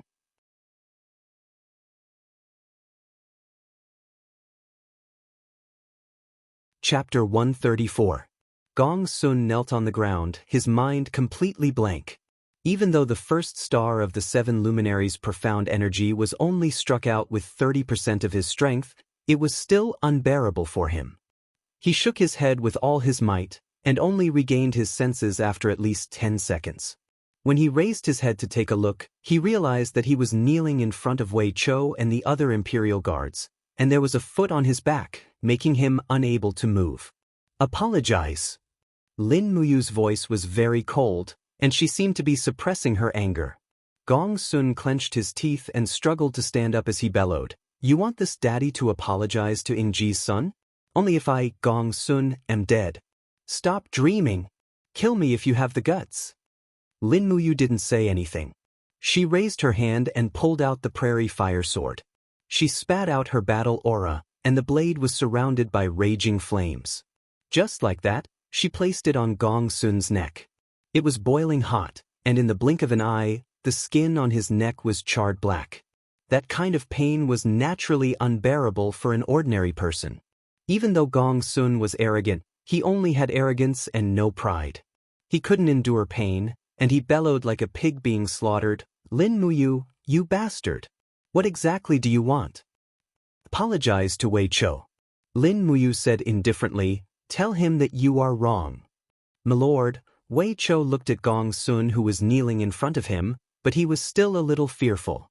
After all, Gong Sun's strength and bloodline were much higher than his. Furthermore, Gong Sun was the squad leader of the Imperial Guards, and his military rank was much higher than his. "Apologize." Lin Muyu continued to bellow, and the battle aura in her hand increased by 10%.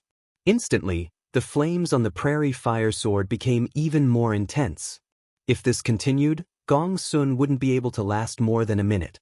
Enduring the intense pain, Gong Sun laid on the ground with both hands on the ground, and said word by word with a trembling voice, "Wei Chou, I am sorry. Gong Sun is wrong. I have let you down. I apologize to you right here." What? The flames on the burning prairie sword were extinguished. Lin Muyu raised her hand and sheathed the longsword. She removed the combat boots that were on Gong Sun's back and said coldly, "I hope you won't do it again in the future. Wei Chou is my, Lin Muyu's, subordinate. It's not your turn to discipline him, Gong Sun." Yes. Gong Sun was no longer as arrogant as before. He continued to kneel there and violently coughed a few times. Drops of blood splattered on the ground. In the corner, Su Geng, who was in the ruins, coughed as well. He stumbled and crawled as he stood up. His face was covered in blood. He was caught off guard and took the second element with 50% of its power. It was already considered pretty good that he didn't die. At this moment, the surrounding royal guards had fear written all over their faces. No one expected Lin Muyu to be so strong. He, Gong Sun, and Su Geng were also in the first heaven of the heaven realm, but he was able to subdue Gong Sun and Su Geng in 2 moves. No one knew how strong this kid was. In fact, the reason for such an outcome was very simple. The first reason was that Lin Muyu launched a surprise attack and caught the opponent off guard. The second reason was that the 7 luminaries' mystic energy was too vigorous and overbearing. Gong Sun and Su Gung's battle chi might not be inferior to Lin Muyu's, but in terms of martial arts, they were much, much faster. Gong Sun and Su Gung's martial arts moves were at most a spirit-grade martial art, but Lin Muyu's 7 luminaries mystic energy was rare in the world. Not to mention a profound grade or saint-grade martial art, even if the 7 luminaries mystic energy was listed as a divine-grade martial art, it would still be a grievance. After all, the 7 luminaries demon emperor relied on the 7 luminaries to kill hundreds of God realm and holy domain experts. This was something that Lin Muyu had witnessed with her own eyes. The tyrannical nature of the 7 luminaries' mystic energy was something that no one in the world could understand. Wei Chou, let's go hand in the order? Lin Muyu said with a slight smile. Wei Chou also revealed a smile, wiped the bloodstain at the corner of his mouth, and said, "Yes, my lady." And so, Lin Muyu led the 10 royal guards to the central camp of the Eagle Nest camp. Actually, the battle outside was not more than 100 meters away from the central camp, but Meng Fong, as the commander, turned a blind eye to it. Lin Muyu was already used to it. In this world, the strong were revered. Meng Fong probably just wanted his subordinates to decide the winner and loser themselves. Even if someone was killed, he could just stand aside and not take any responsibility. Swoosh! She opened the curtain of the central camp. Inside, Commander Meng Fong was holding a wine jar and drinking. There were also 2 other royal guards of the same rank as Lin Muyu. "Are you done teaching him a lesson?" Meng Fong smiled slightly. It seems that Gong Sun is not Lady Lin Muyu's match after all. Those who can escape from the Tower of Babel unscathed are not ordinary people after all. Lin Muyu walked forward expressionlessly, took out her bag of spirit stones, shook it, and took out all the spirit stones, saying, "Commander, these are our gains from this trip. A 5,700-year-old bloodthirsty tiger fire spirit stone, a 4,200-year-old flaming ironback bear spirit stone, a 5,200-year-old stone spot wolf spirit stone, a 6,200-year-old golden scale beast light spirit stone, and a 4,800-year-old golden scale beast spirit stone. Please store them all in the warehouse." Meng Fong looked at the glowing spirit stones on the table, and his eyes couldn't help but brighten. He laughed heartily, saying, "General Lin, I really want to ask, how did you get so many spirit stones that are more than 5,000 years old? Logically speaking, even if you are an expert at the first level of the heavenly realm, but killing a 6,200-year-old golden scale beast shouldn't be that easy, right?" Lin Muyu pointed at his arm, saying, "In order to kill this golden scale beast, my arm was broken, and Wei Chou and the others were also injured. The obtaining of these spirit stones isn't as easy as Commander thinks. So that's how it is." Meng Fong looked at him approvingly, saying, "The Eagle Nest Camp has such a strong general like Lady Lin Muyu. It is our Eagle Nest Camp's blessing. I will say something from the bottom of my heart. If you hadn't come, we definitely wouldn't have been able to complete the mission before the winter sacrifice ceremony. Even if we sent out all the Eagle Guards, it wouldn't have been of any use." Lin Muyu smiled faintly and cupped his hands, saying, "Since I joined the Eagle Nest Camp, then I am a member of the Eagle Nest Camp. The Eagle Nest Camp's honor and disgrace are already one with me, so I naturally won't neglect you." Meng Fong nodded with a smile. "You've worked hard. Please sit and have a cup of warm wine." "Thank you." Lin Muyu brushed his battle robe and sat down at a table at the side. An imperial guard immediately poured wine for him, while Wei Chou and a few other imperial guards stood behind him. In the distance, a 10-man squad leader of the imperial guards, who was sitting opposite, pulled out a leg of a roasted rabbit in a copper cauldron and chewed it without restraint, letting the oil and water drip onto his beard. As he chewed on the rabbit meat, he said with a smile, "I heard that Lady Lin Muyu and the commander of the Imperial Guards, Feng Jixing, and the commander of the Imperial Guards, Lord Qin Lei, are very close and even more favored by Her Highness Yin and Princess Shi. It is said that after you were exiled to the Tower of Babel, Her Highness Yin and Princess Shi pleaded for you in every possible way. With such an identity and status, why did Lady Lin Muyu take the initiative to apply to the Eagle Nest Camp?" He wiped his oily mouth and said with a smile, If you applied to become a dragon guard, it wouldn't be too much of a problem. Could it be that serving Her Highness Lin Muyu, the #1 beauty of the imperial capital, and the heir of the family, Her Highness Qin Yin, is not as good as staying with us uncouth eagle guards? Lin Muyu frowned, and did not know how to answer. After thinking for a long time, she said, "Perhaps it is because I feel that my days in the Eagle Nest camp will be more relaxing?" Meng Fong laughed. "Lady Lin Muyu is right. Our Eagle Nest camp is the army that is the furthest away from Zetian Palace among the Imperial Guards. As the saying goes, the sky is high, and the Emperor is far away, so there is no need for us to live in fear every day. Although patrolling and gathering information are quite dangerous, it is definitely Xiaoyao's freedom." Lin Muyu nodded. "Commander is right." Just as the bearded general was about to continue speaking, Meng Fong interrupted him, saying, "Lord Xiahou, Lin Muyu has just returned from patrolling, and she is already injured. Don't ask those nonsensical questions. If you really want to ask, you can ask them later." Xiahou was startled, and then cupped his fists, saying, "Yes, Commander." Not long after, following Meng Fong's orders, Gong Sun and Su Gong also entered the tent. Gong Sun's neck was wrapped in thick bandages, and one of Su Gong's arms was drooping. It seemed that the violent impact had injured his arm. When he saw Gong Sun and Su Gong's appearance, Xiahou laughed loudly and said mockingly, "Oh, how did the two generals of the Divine Marquis residence end up in such a sorry state? Could it be that they met a divine domain expert like the Fire Cauldron Chu? Otherwise, who would be able to beat Lord Gong Sun of the Eagle Nest camp to such a state?" Gong Sun's face flushed red, saying, "Xiahou, drink your wine, don't talk nonsense." Xiahou laughed loudly. Lin Muyu glanced at him and thought that this Xiahou mouth was indeed too wicked. However, when she heard him ridicule Gong Sun and Su Gong, she actually felt a faint sense of satisfaction in her heart. This was the outcome of a vile person. After eating and drinking, and filling their stomachs, they left the tent with Wei Chou and the others. "My lord, our camp is to the south of the Eagle Nest camp." Wei Chou said respectfully. It's just a tent that was just set up today." Wei Chou added cautiously, afraid that Lin Muyu would be unhappy. After all, Lin Muyu was now the #1 hero of the Eagle Nest camp.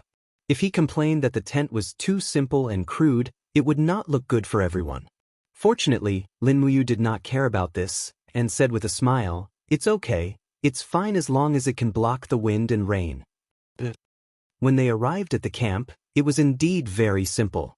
The tent that Lin Muyu, the deputy commander of the Imperial Guards, was just a simple white tent.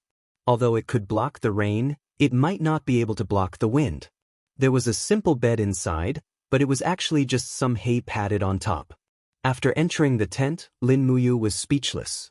Mother Ker, the Eagle Nest camp was really too poor, so poor that it was a little exaggerated. "My lord, are you satisfied?" Wei Chou also could not stand it anymore. Lin Muyu's gaze fell on the outside. The tent of Wei Chou and the others was even more simple. It was just a straw hut leaning against a large tree at the peak of the mountain. The cold wind was blowing all around, and they would have an even more difficult night. Frowning, Lin Muyu said, "Everyone will make do for the night. Tomorrow, come with me to the capital to purchase materials. We will build our own camp." "Yes, my lord." A trace of joy flashed across Wei Chou's face. You're tuning in to the Han Li's Immortal Journey YouTube channel. Don't forget to subscribe and join us on this journey to catch the most captivating stories.